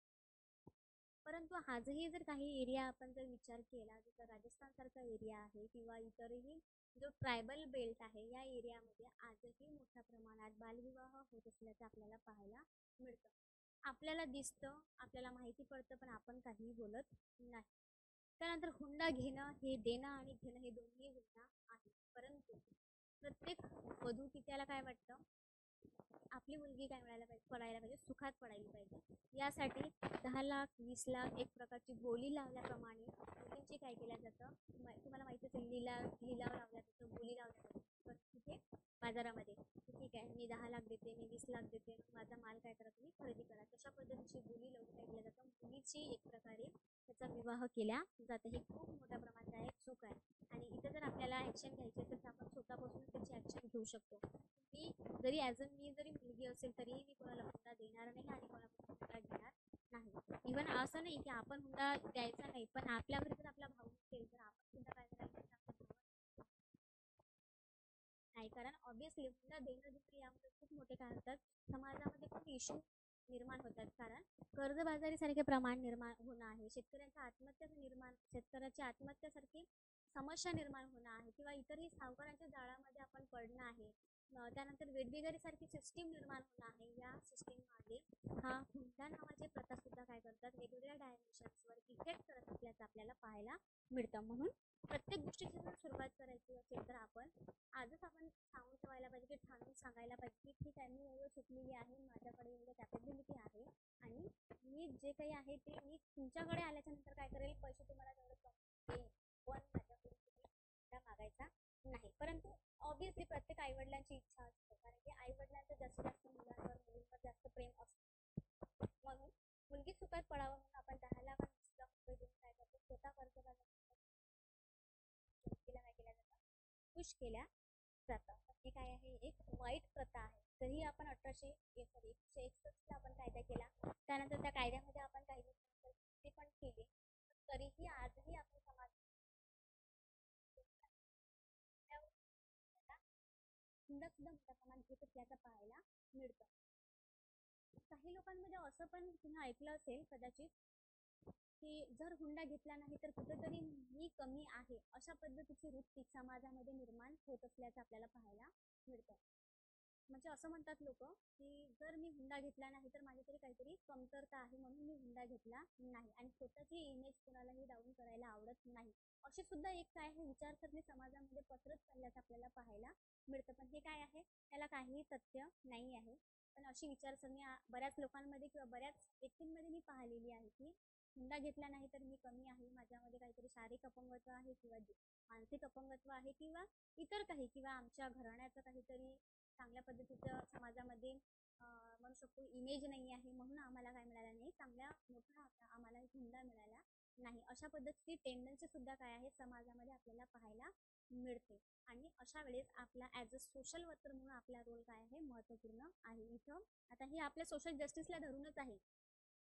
कुठेतरी मुलगी सावळी आहे म्हणून तिला जास्त हुंडा द्यायचा, कुठेतरी मुलगी नाका डोळ्याने देखणी आहे, गोरी आहे म्हणून तिला कुठेतरी काय म्हणू शकतो आपण, त्याला हुंडा न देताही बिना हुंड्याने तिला केल्या जाईल. म्हणजे हे काय झालं, एक प्रकारचा अन्याय झाला, बरोबर ना. त्या म्हणजेच एक मुलगी म्हणून त्या व्यक्तीकडे आपण काय करायला पाहायला पाहिजे, प्रतिष्ठा आपण त्याला द्यायला पाहिजे, मानवतावादी दृष्टिकोनातून आपण पाहायला पाहिजे. आणि समाजामध्ये दोनच जाती आहे, स्त्री आणि महिला, या दृष्टिकोनातून आपण जर समाजात जर पाहिलं तर समाजामध्ये युनिटी यायला किंवा समाजामध्ये जस्टिस निर्माण व्हायला किंवा जस्टिस प्रस्थापित व्हायला वेळ लागणार नाही, पण सुरुवात आपल्याला आपल्यापासून करावी लागेल. म्हणून आपण जेही आपल्या ऑनलाईन स्टुडंट आहे किंवा काही ऑफलाईन स्टुडंट आहे, आपण आज जर आपण ठरवलं की मी हुंडा देणार पण नाही आणि हुंडा घेणार पण नाही, तर ऑब्व्हियसली समाजामध्ये जर आपण सुरुवात केली तर एक काळ असा येईल की लोकांना मुलीचा जन्म निरर्थक वाटणार नाही. कारण आजही तुम्हाला माहिती आहे की म्हटलं जातं की मुलगा हा काय आहे, वंशाचा दिवा आहे. मग मुलीला का म्हटलं जात नाही, मुलीला साधं त्या दिव्याची पंथी सुद्धा म्हटल्या जात नाही. तर त्याच्या मागचं कारण हेच की समाजातील लोकांना मुलगी काय वाटतं, ओझं वाटतं. विशिष्ट एज झाल्याच्या नंतर मुलीचा विवाह झालाच पाहिजे, आणि झाल्याच्या नंतर मग म्हणू शकतो आपण की ती कोणत्या सिच्युएशनमध्ये आहे किंवा काय आहे या बाबीकडे लक्ष दिल्या जात नाही. म्हणून आपल्याला सक्षम होणं, एम्पॉवरमेंट होणं किंवा आपलं सक्षमीकरण आपल्याला होणं गरजेचं आहे. म्हणून सामाजिक दृष्टिकोनातून असो किंवा म्हणू शकतो बौद्धिक दृष्टिकोनातून, मानसिक दृष्टिकोनातून, आर्थिक दृष्टिकोनातून प्रत्येक स्त्रीनं काय व्हायला पाहिजे, सक्षम व्हायला पाहिजे. ऑब्व्हियसली पुरुष तर सक्षम असतातच, कारण इव्हन जर आपण विचार केला तर पुरुषसत्ताक पद्धत सुद्धा एक सोशल जस्टिसला एक आळा घालत असल्याचं आपल्याला पाहायला मिळतं. काही कम्युनिटीमध्ये आहे की काही कम्युनिटीमध्ये आपल्याला मातृसत्ताक पद्धती पाहायला मिळतात. त्याच्या संदर्भात जर उदाहरण द्यायचं झालं तर आदिवासी कम्युनिटीमध्ये मोठ्या प्रमाणात आपल्याला पाहायला मिळतं काय, तर आदिवासी कम्युनिटीमध्ये मातृसत्ताक पद्धत मोठ्या प्रमाणात काय मिळतं, पाहायला मिळतात. ऑब्व्हियसली मातृसत्ताक पद्धतीमध्ये पण मोठ्या चांगल्या चांगल्या बाबी आपल्याला पाहायला मिळतात. पुरुषसत्ताक पद्धतीमध्ये आपल्याला जे काही आहे, आपण म्हणतो की आपण जे सोशल जस्टिसला आपण काय म्हणतो, न्याय देऊ शकत नाही, ते असं म्हणू शकत नाही पूर्णपणे. काही काही कुटुंबामध्ये असतं की पुरुषसत्ताक पद्धती म्हणजे मी म्हणेल तेच खरं, महिलांचं तिथं काहीतरी त्यांचा विचार करणे विचारात घेतला जाणार नाही, किंवा त्यांच्या विचाराला किंवा त्यांच्या मताला कुठेतरी न्याय दिला जाणार नाही, अशा पद्धतीची स्थिती आपल्याला पाहायला मिळतात. पुरुषांनी म्हटलं की ठीक आहे, मी सांगतो तेच काम करायचं, मी सांगतो तेच करायचं, मी म्हटलं नोकरी नाही करायची तर त्या स्त्रीला नोकरी सुद्धा करता येणार नाही, हा सुद्धा काय झाला, अन्याय झाला. म्हणजे प्रत्येक डायमेन्शनचा जर आपण विचार केला तर प्रत्येक एव्हरी आणि इच बाबीमध्ये सुद्धा काय मिळतं, आपल्याला न्याय ही संकल्पना पाहायला मिळतं, हे आपण इथं सांगू शकतो. त्यानंतर बघा, इक्वल ट्रीटमेंट फॉर इक्वल्स, म्हणजे प्रत्येक व्यक्तीला काय मिळायला पाहिजे, समान वागणूक आपण तिथं. It's consider that all individuals share certain characteristics as a human being and so they deserve equal rights and equal treatment. सर्व व्यक्तीला काय मिळायला पाहिजे, आपण सारखेच अधिकार त्यांना द्यायला पाहिजे, सारखंच ट्रीटमेंट, उपचार त्यांना आपण किंवा सारख्याच पद्धतीची वागणूक आपण त्यांना द्यायला पाहिजे. These basic rights include the right to life, liberty, property, voting rights and social rights, such as the right to enjoy equal opportunity with the other members of society. म्हणजे समाजामध्ये आपल्याला काय करायचं आहे, समाजामध्ये आपल्याला सर्वांना अधिकार आपण द्यायचे आहे, त्यामध्ये आपण स्वातंत्र्य द्यायला पाहिजे, प्रॉपर्टीमध्ये असो किंवा वोटिंग करण्यामध्ये काय असायला पाहिजे, प्रत्येक व्यक्तीला समान तिथं आपण वागणूक द्यायला पाहिजे. म्हणून तुम्हाला माहिती असेल की वेगवेगळे कायदे होतात आणि ते कायदा सुद्धा निर्माण होणं हे एक सोशल जस्टिस प्रस्थापित करण्याचं काय आहे, एक महत्त्वपूर्ण साधन आहे असं आपण सांगू शकतो. आता बघा, वेगवेगळ्या कायद्यानुसार सांगतात की मुलाचा आणि मुलींचा संपत्तीमध्ये काय आहे, सारखाच वाटा आहे, बरोबर आहे. आई वडिलांची जी जमीन आहे, मालमत्ता आहे किंवा घर आहे, इव्हन जेही असेल तेही, त्या प्रत्येक संपत्तीमध्ये मुलाचा आणि मुलींचा सारखाच वाटा आहे, असा सुद्धा काय केलेला आहे, कायदा केलेला आहे.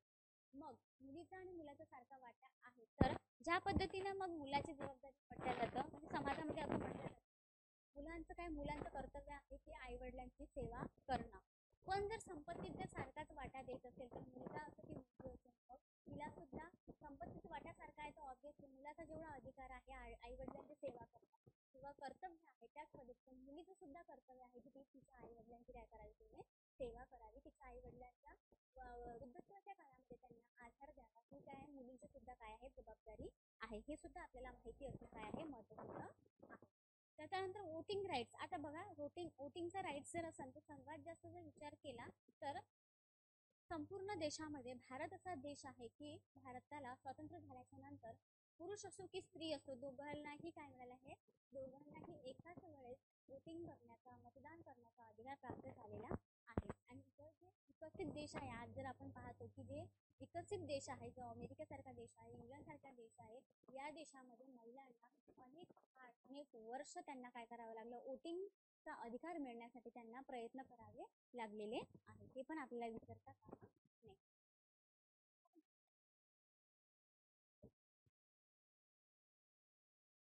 In other words, it can be said that a person receive no more or no less than what he she deserve.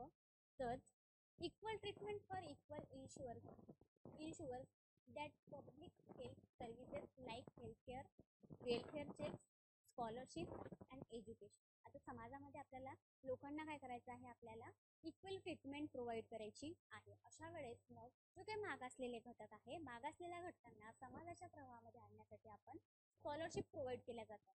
तुम्हाला माहिती असेल की सावित्रीबाई फुले काय बसमध्ये प्रवास करायचा असेल, बसमध्ये प्रवास करायचा म्हटल्याचा म्हणू शकतो आपण की जे काही मागास घटक आहे, जे मागास कुटुंबामधून बिलॉंग करत आहे, जे आपल्या मूलभूत गरजा आहे, अन्न, वस्त्र, निवारा, आरोग्य आणि शिक्षण, शिक्षणावर जर जे खर्च करू शकत नसेल अशा वेळेस जर शाळा 8वी पर्यंत 10वी पर्यंत 5 किलोमीटरवर 10 किलोमीटरवर असेल तर अशा वेळेस सावित्रीबाई फुले या योजनेअंतर्गत मुलींना पास आहे ते काय मिळत असतं, मोफत मिळत असतं. त्या योजनेचं नाव काय आहे? सावित्रीबाई फुले मोफत बस प्रवास अशा पद्धतीचं काय आहे त्या योजनेचं नाव आहे. इव्हन आणखी आपण जर पाहिलं स्कॉलरशिप का दिल्या जातं तर त्याचसाठी की ठीक आहे हॉस्टेलची निर्मिती केल्या जातं, हॉस्टेल वसतिगृह निर्मिती केल्या जातं की व्यक्तीला मुलांना मुलींना काय मिळायला पाहिजे, एज्युकेशन प्रोव्हाइड करता आलं पाहिजे. आपल्या घरून एखाद्या व्यक्तीचं शिक्षण होत नाही अशा वेळेस वसतिगृहाची निर्मिती केली जाते. त्यावेळेस आपल्याला तिथं आपल्या अन्नाची गरज तर भागवल्या जाते, आपल्या पाठ्यपुस्तकाची सुद्धा गरज भागवल्या जाते, परंतु काही इतरही काही आपल्या गरजा असतात त्या गरजेसाठी सुद्धा आपल्याकडे काय असावं, पैसे असावं. यासाठी स्कॉलरशिप असो किंवा इतर जे काही म्हणू शकतो आपण भत्ता वगैरे अशा स्वरूपात सुद्धा काय केलं जातं, निधी प्रोव्हाइड केल्या जातं. आणि सोशल जस्टिस प्रोव्हाइड करण्याचं काम सामाजिक न्याय या विभागाकडून वेगवेगळ्या डिपार्टमेंटच्या अंतर्गत सामाजिक न्याय विभागाअंतर्गत मग आपण म्हणू शकतो समाज कल्याण विभाग आहे, महिला व बाल कल्याण विकास विभाग आहे, दिव्यांग संदर्भात असलेला विभाग आहे किंवा अशा काही प्रत्येक विभाग आहे सामाजिक न्याय प्रयत्न केल्या जातात. त्यामध्ये त्यानंतर आरोग्य संदर्भात जर आपण पाहिलं हेल्थ केअर संदर्भात तर महात्मा फुले जन आरोग्य योजना आहे, आयुष्यमान भारत योजना आहे. या योजनेचा उद्देश काय आहे तर ते समाजामध्ये काय करायचं आहे, न्याय प्रस्थापित करायचा आहे.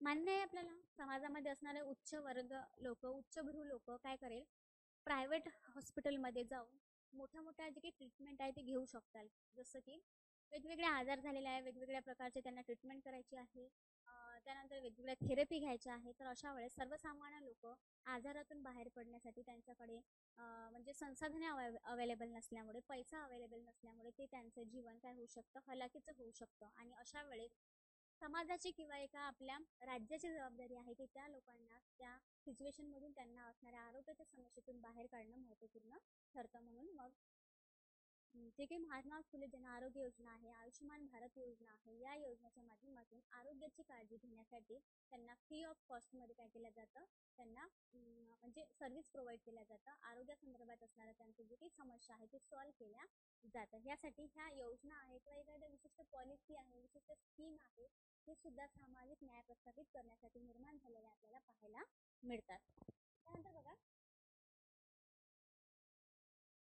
The principle of the equal treatment or equal require that people shall not be discriminated on the basis of the caste, class, creed, religious color and etc. मग असं होणार नाही. एखादी स्कॉलरशिप देत आहे आपण, एखादी पास जे काही म्हटलं आपण सावित्रीबाई फुले पास आहे, शाळेमध्ये जे काही गणवेश वगैरे मिळत असतं किंवा आहार मिळतात, आरोग्य संदर्भात आपण सांगितली एखादी योजना आहे, हे सगळं काही मिळत असताना कोणत्याही पद्धतीचा बायस केला जाणार ही ठीक आहे, या जातीची आहे, या वंशाची आहे, या पंथाची आहे, तिचे जन्म ठिकाण कुठेतरी वेगळंच आहे, अशा आधारावर आपल्याला काय करता येणार नाही, भेदभाव करता येणार नाही. तर ठीक आहे, आपल्याला माहिती आहे की सामाजिकदृष्ट्या आणि आर्थिकदृष्ट्या हा मागासलेला घटक आहे आणि यांना समाजाच्या प्रवाहामध्ये आणायचं आहे. तर आपण कोणत्याही जातीच्या, वर्णाच्या, धर्माचा विचार न करता आपण त्यांना सामाजिक न्याय, सामाजिक समता आणि सामाजिक बंधुता आपण काय करायला पाहिजे, प्रस्थापित करायला पाहिजे. हे इथे यांनी सांगितलेलं आहे. It's required that people or individual should be जज on the basics of their work and action and not on the basic of the group to which they belong. म्हणजेच इंडिव्हिज्युअल असो किंवा मग एखादा ग्रुप असो, या प्रत्येकासाठी महत्त्वपूर्ण काम करणं आपल्याला काय करतं, महत्त्वपूर्ण ठरतं. हे झालं आपल्याला इक्वल ट्रीटमेंट देण्यासंदर्भात. आता त्यानंतर शुड बी प्रोपोर्शनेट. आता प्रोपोर्शनेट म्हणजे काय होतं की ठीक आहे व्यक्तीचं आपण काय म्हटलं, आपण जसं 39 मध्ये पाहिलेलं आहे डीपीएसपी मध्ये आपण काय पाहिलं की समान कामासाठी समान वेतन दिलं पाहिजे. म्हणजे आपली जर कॅपॅसिटी असेल, आपण त्याचं असेल, आपण तेच काम करत असेल, म्हणजे मी पण तेच काम करत आहे आणि दुसरे व्यक्ती पण तेच काम करत आहे, कामाचा दर्जा, कामाचं ठिकाण, कामाचं हे एकच आहे, अशा वेळेस आपण भेदभाव न करता त्या व्यक्तीला समान कामासाठी त्याच्या स्किलनुसार, त्याच्या कॅपॅसिटीनुसार काय द्यायला पाहिजे, वेतन द्यायला पाहिजे किंवा त्याची वागणूक सुद्धा तशा पद्धतीने द्यायला पाहिजे. त्याला आपण काय म्हणू शकतो, प्रॉपर नेट. ओके. आता बघा Justice ensure that same efforts and same kind of the work should awarded equally. म्हणजे त्यांना काय सांगायचं आहे, न्याय ही संकल्पना काय सांगतं की समाजामधील लोक सारख्या प्रमाणात प्रयत्न करत आहे, सारख्या प्रमाणात त्यांच्याकडे काय आहे, स्किल आहे, त्यांच्याकडे काइंड ऑफ वर्क म्हणजे त्यांचं काम सुद्धा सारखं आहे. अशा वेळेस आपण त्यांना जे काही म्हणजे बक्षीस देणार आहे, जे काही त्यांना कामाचं वेतन देणार आहे, ते काय द्यायला पाहिजे, आपण सारख्या प्रमाणात द्यायला पाहिजे. It's require that everybody start from a baseline of equal rights. म्हणजे त्यांना काय सांगायचं आहे, it's require that everybody start from a baseline of equal right. सर्वांना अधिकार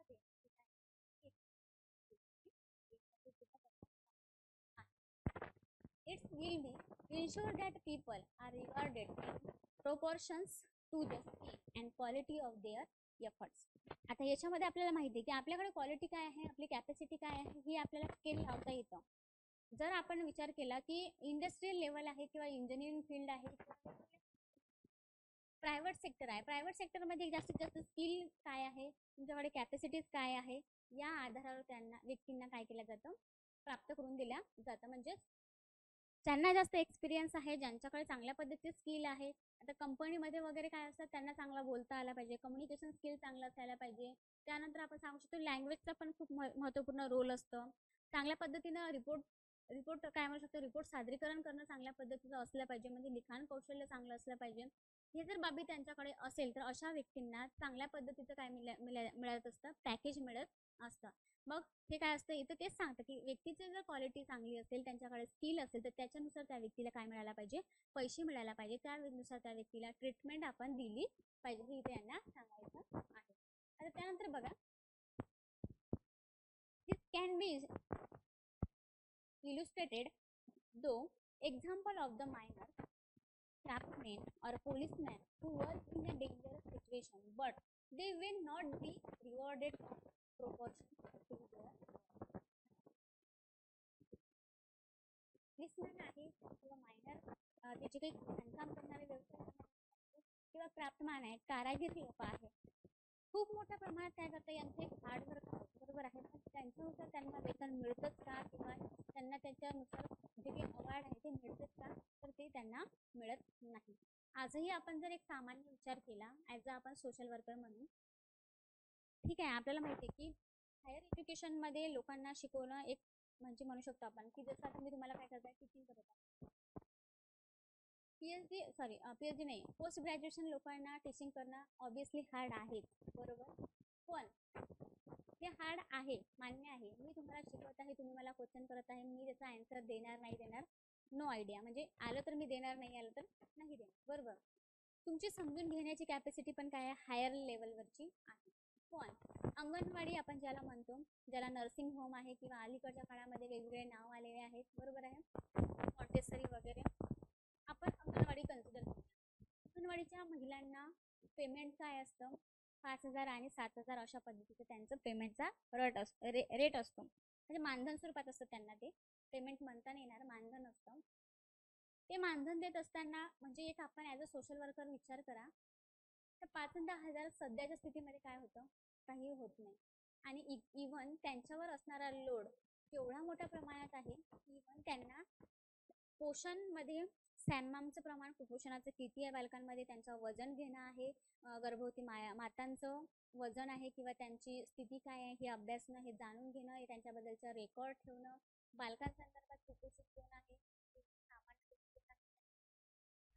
सॅममॅममध्ये किती विद्यार्थी आहे हे त्यांना जाणून घेणं, बरोबर आहे. त्यानंतर त्यांचा आहार त्यांना काय प्रोव्हाइड करायचा, कोणत्या प्रमाणात करायचा, कोणाला काय द्यायचं, हे सगळं त्यांच्याकडे डिपार्टमेंट आहे. त्यानंतर जे काही आरोग्य तपासणी होणार आहे, आशा वर्कर असो किंवा मग इतरही PHC लेवलवरचे जेही डॉक्टर्स लोक आलेले असेल, त्यांच्यासाठी महत्त्वपूर्ण किंवा त्यांच्यासाठीही तेव्हाही अंगणवाडी सेविकेला किंवा अंगणवाडी जे काही सेविका आहे त्यांना महत्त्वपूर्ण रोल तिथं प्ले करावं लागतं. आणि सोबतच त्यांचं 5वं काम आहे की बालकांना चांगल्या पद्धतीच्या काय लावावं, आपण सवयी लावाव्या. त्यानंतर त्यांना जे काही 1 2 3 4 आहे, 1 2 आहे किंवा वेगवेगळ्या कविता आहे किंवा त्यांच्या भाषिक कौशल्य चांगल्या पद्धतीने डेव्हलप व्हावं, त्यानंतर त्यांचा कारक विकास चांगल्या पद्धतीने व्हावं, त्यांना चांगल्या सवयी लावावं, यासाठी सुद्धा त्यांना काय करावं लागतं, प्रयत्न करावं लागतं. अशा मल्टी डायमेन्शन्स म्हणजे मल्टी वर्कर आपण कोणाला म्हणत असेल तर ते आहे अंगणवाडी सेविका. पण आज जर आपण विचार केला, जे आपण काय मुद्दा काय पाहत आहे की पोलीसमॅन आहे किंवा क्राफ्टमॅन आहे किंवा मायनरमध्ये काम करणारे लोक आहे, ऑब्व्हियसली यांचं हार्डवर्क आहे, पण त्यांच्यानुसार त्यांना काम मिळतंच का, त्यांच्यानुसार त्यांना अवॉर्ड मिळतंच का, तर त्या काय आहे विचार करण्यासारख्या गोष्टी आहे. तुम्ही तुमच्या गावामध्ये असणाऱ्या अंगणवाडी सेविकेचा विचार करा. त्यांच्याकडे खरंच एवढा मोठा डेटा असतं. आज आपण आता मी सुद्धा टीचिंग करत आहे, मला तेवढा डेटा ठेवण्याचं काही काम नाही आहे की कोण कुठून आलेला आहे, कोण कुठे आहे किंवा काही लिहिण्याचं काम नाही आहे. म्हणजे त्यांना प्रत्येक गोष्ट लिहून ठेवावी लागतं की याचं वजन किती आहे, पहिल्या महिन्यामध्ये किती होतं, दुसऱ्या महिन्यामध्ये किती झालं, तिसऱ्या महिन्यामध्ये किती झालं, विकास होत असताना बालकाचं वजन वाढत आहे की नाही, किंवा त्याच्यानुसार त्याची मानसिक बुद्धिमत्ता वाढत आहे किंवा नाही आहे, त्याच्या सवयीमध्ये काही चेंजेस होत आहे किंवा नाही आहे, त्या प्रत्येक गोष्टीची नोंद त्यांना काय करावी लागतं, ठेवावी लागतं. म्हणजेच हे काय आहे, खूप मोठी जबाबदारी त्यांच्यावर आपल्याला आहे. आणि त्यांचं पेमेंट जर आपण त्यांचं मानधन जर पाहिलं तर खूप काय आहे, अल्प आहे. हे सुद्धा आपल्याला इथं विचार करता येत.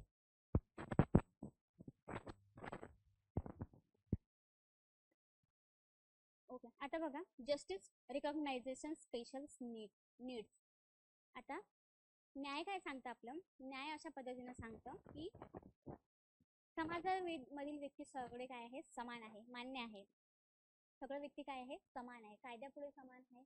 समाजामध्ये वावरत असताना प्रत्येक व्यक्ती काय आहे, समान आहे. कारण आपली निर्मिती झाल्याच्या नंतर आपण काय आहे, सगळ्यांना नैसर्गिक अधिकार सारख्या प्रमाणात मिळतात. सर्व व्यक्तींना काय आहे, सारख्या प्रमाणात आहे.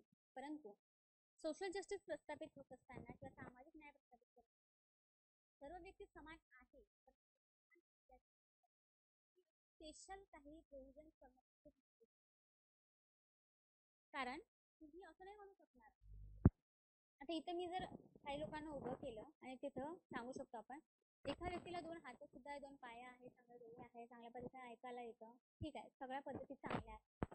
त्याच्या साईडला आपण दुसरा व्यक्ती उभा केला आणि त्या व्यक्तीला आपण म्हटल्याच्या नंतर त्या व्यक्तीला एखादा हात नाही आहे, एखादा पाय नाही आहे, बरोबर, किंवा एखादा डोळ्याने कुठेतरी ते दिव्यांग आहे, तर आपण त्या व्यक्तीला एक उभा केला. त्याच्यानंतर तिसरा असा व्यक्ती की त्या व्यक्तीला दोन्ही पाय नाही आहे, बरोबर, किंवा कुठेतरी मानसिकदृष्ट्या कुठेतरी खचून गेलेला ती व्यक्ती आहे, म्हणजेच वेगवेगळ्या पद्धतीचा आपण म्हणू शकतो, वेगवेगळे आजार असू शकतो. असे 3-4 लोक आपण इथं उभे केले. प्रत्येक व्यक्तीच्या समस्या, प्रत्येक व्यक्तीचे प्रॉब्लेम्स काय आहे, वेगवेगळे आहे.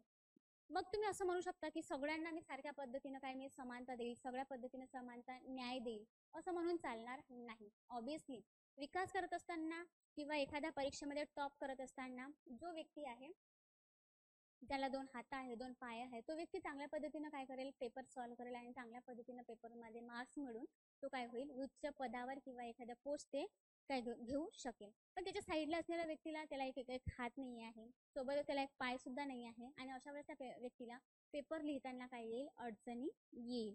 म्हणूनच तुम्हाला माहिती आहे की मग त्या व्यक्तीची ते काय आहे, प्रॉब्लेम्स आहे. त्यानंतर थर्ड नंबर जो व्यक्ती उभा आहे, त्या व्यक्तीला दोन्ही पाय नाही आहे, बरोबर आहे, त्या व्यक्तीचे प्रॉब्लेम्स वेगळे आहे. समाजामध्ये असणाऱ्या इतर लोकांसोबत जे सक्षम लोक आहे, त्या सक्षम लोकांसोबत त्याला फाईट करणं कुठेतरी काय होऊ शकतं, क्रिटिकल जाऊ शकतं. अशा सिच्युएशनमध्ये आपण सांगू शकतो की स्पेशल प्रोव्हिजन्स करणं पण काय आहे, इम्पॉर्टंट आहे. म्हणजेच त्याला आपण असं म्हणू शकणार नाही की ठीक आहे बा, मला 2 हात आहे, 2 पाय आहे, मला जी संधी त्या व्यक्तीला ती पण संधी द्या. त्या व्यक्तीला एक हात नाही,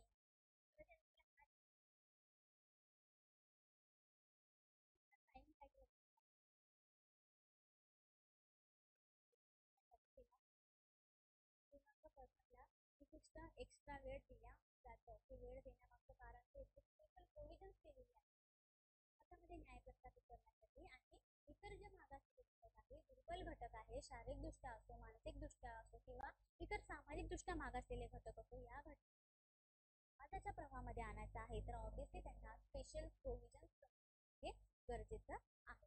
आपण जर त्यांना स्पेशल प्रोव्हिजन्स आपण देत असेल तर सुद्धा आपण आपल्यावर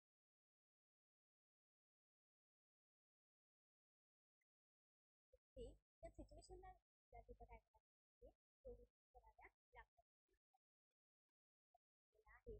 तुम्ही 4 असो, 15(5) असो, 15(6) असो किंवा 16 उपकलम 1 आहे, किंवा 1 नाही तर 4 आहे आणि 6 आहे, यामध्ये हेच सांगितलेलं आहे की तिथं स्पेशल प्रोव्हिजन्स केलेला आहे की पूर्वीपासून एस.सी. आणि एस.टी. कम्युनिटीला काय केलेलं आहे, मागास म्हणून कन्सिडर केलेलं आहे. त्यांच्या विकासामध्ये खूप काही अडथळे आलेले आहेत आणि त्यांना आता विकास करायचा आहे, तर मग त्यांना स्पेशल प्रोव्हिजन्स देणं महत्त्वपूर्ण ठरते. ह्या गोष्टी आपण आपल्या समाजामध्ये, आपल्या याच्यामध्ये, देशामध्ये केल्या जातात.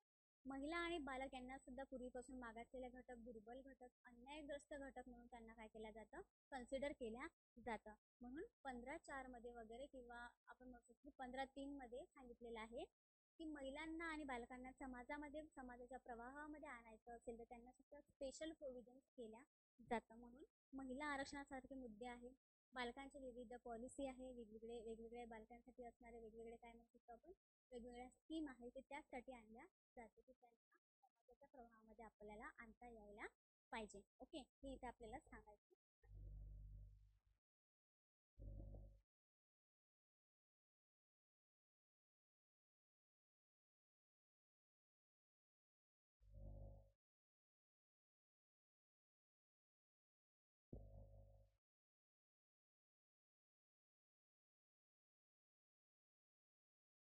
मिनल मॅडम समजत आहे का?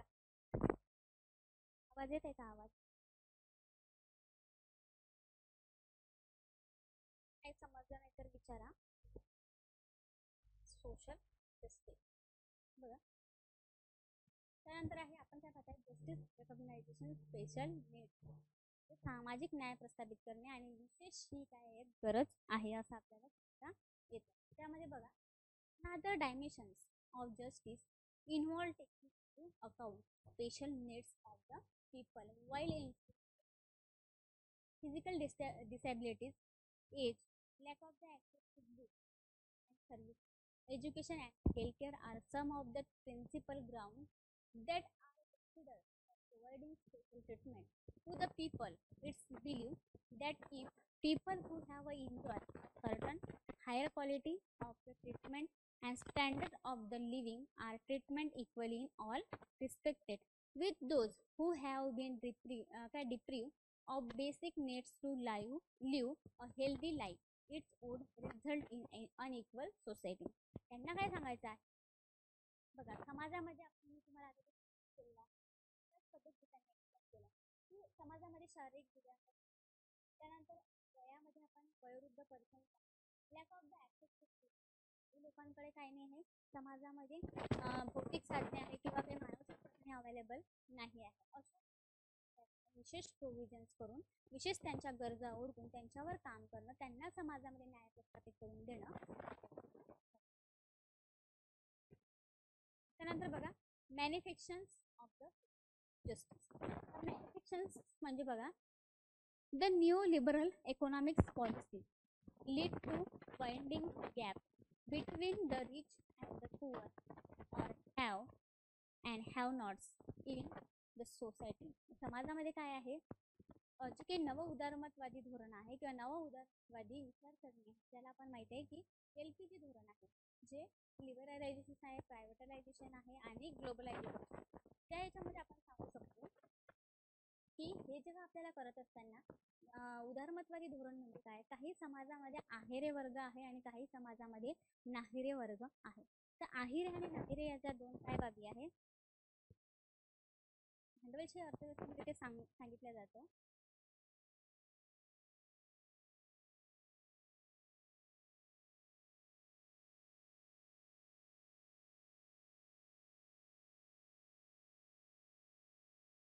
बघा, समाजामध्ये दोन गट असतात, समाजात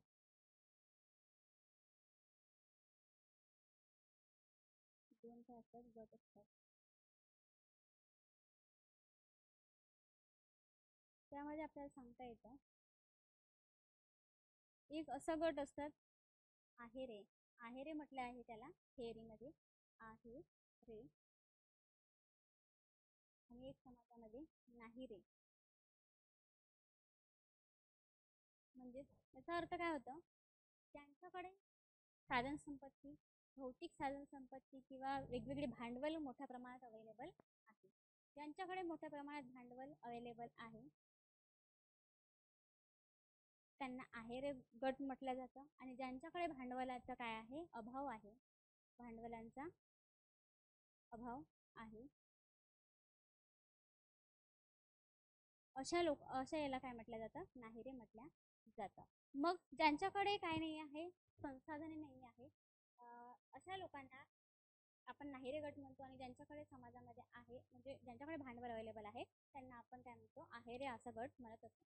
आता हे म्हणत असताना, हे विचार करत असताना आपल्याला काय कमी पडतं याच्यामध्ये, सोशल जस्टिस आपल्याला देत असताना किंवा सामाजिक न्याय प्रस्थापित करत असताना ऑब्व्हियसली समाजामध्ये समानता आहे.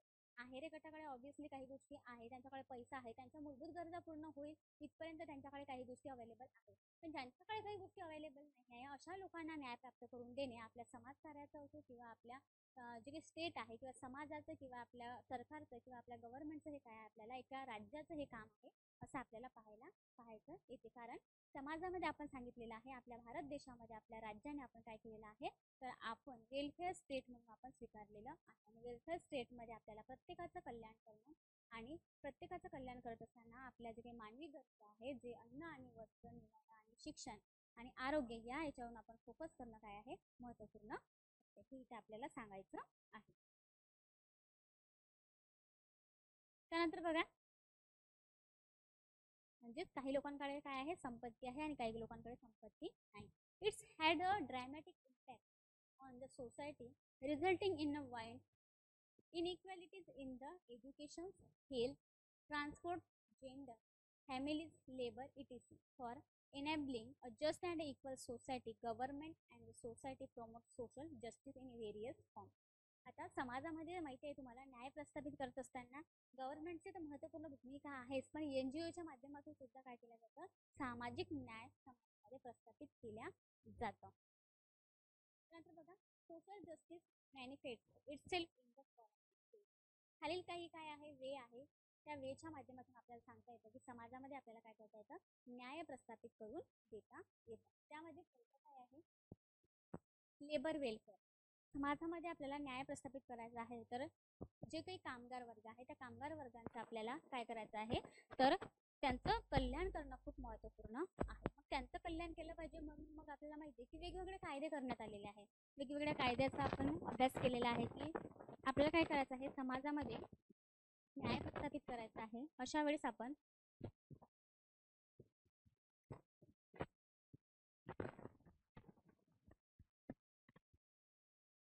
समाजामध्ये न्याय करत असताना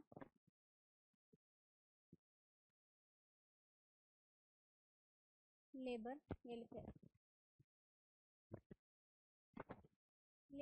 करत असताना याच्या अंतर्गत कामगार कल्याण मंडळ आहे, कामगार कल्याण अंतर्गत आहे, किंवा मग लेबर यांच्या अंतर्गत काम करणं आहे, ह्या गोष्टी आपल्याला पाहायला विशिष्ट मंत्रालयाअंतर्गत काय केलं जातं, लेबर वेलफेअर केल्या जातं. वेगवेगळे कायदे आहे आपण पाहिलेले आहे, ज्यामध्ये 1881चा कायदा आहे, 1891चा कायदा आहे, 1911चा कायदा आहे, 1926चा कायदा आहे, त्यानंतर 1948चा कायदा आहे. ह्या कायद्याबद्दल आपण काय केलेलं आहे, डिस्कस केलेलं आहे.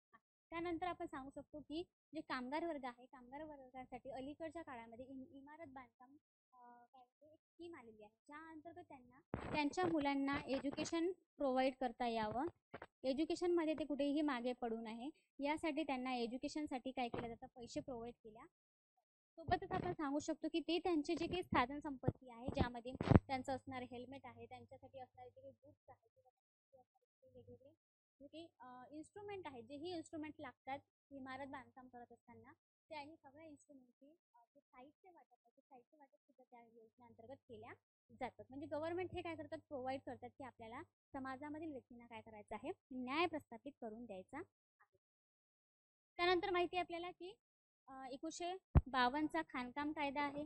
त्या खाणकाम कायद्याअंतर्गत मायनर्स जे काही पाहायला आपण त्या लोकांना सुद्धा काय आहे, महत्त्वपूर्ण बाबी सांगितलेल्या. त्यानंतर आपण कामगारांचे दोन प्रकार सुद्धा पाहिले आहे की संघटित कामगार आहे आणि असंघटित कामगार आहे.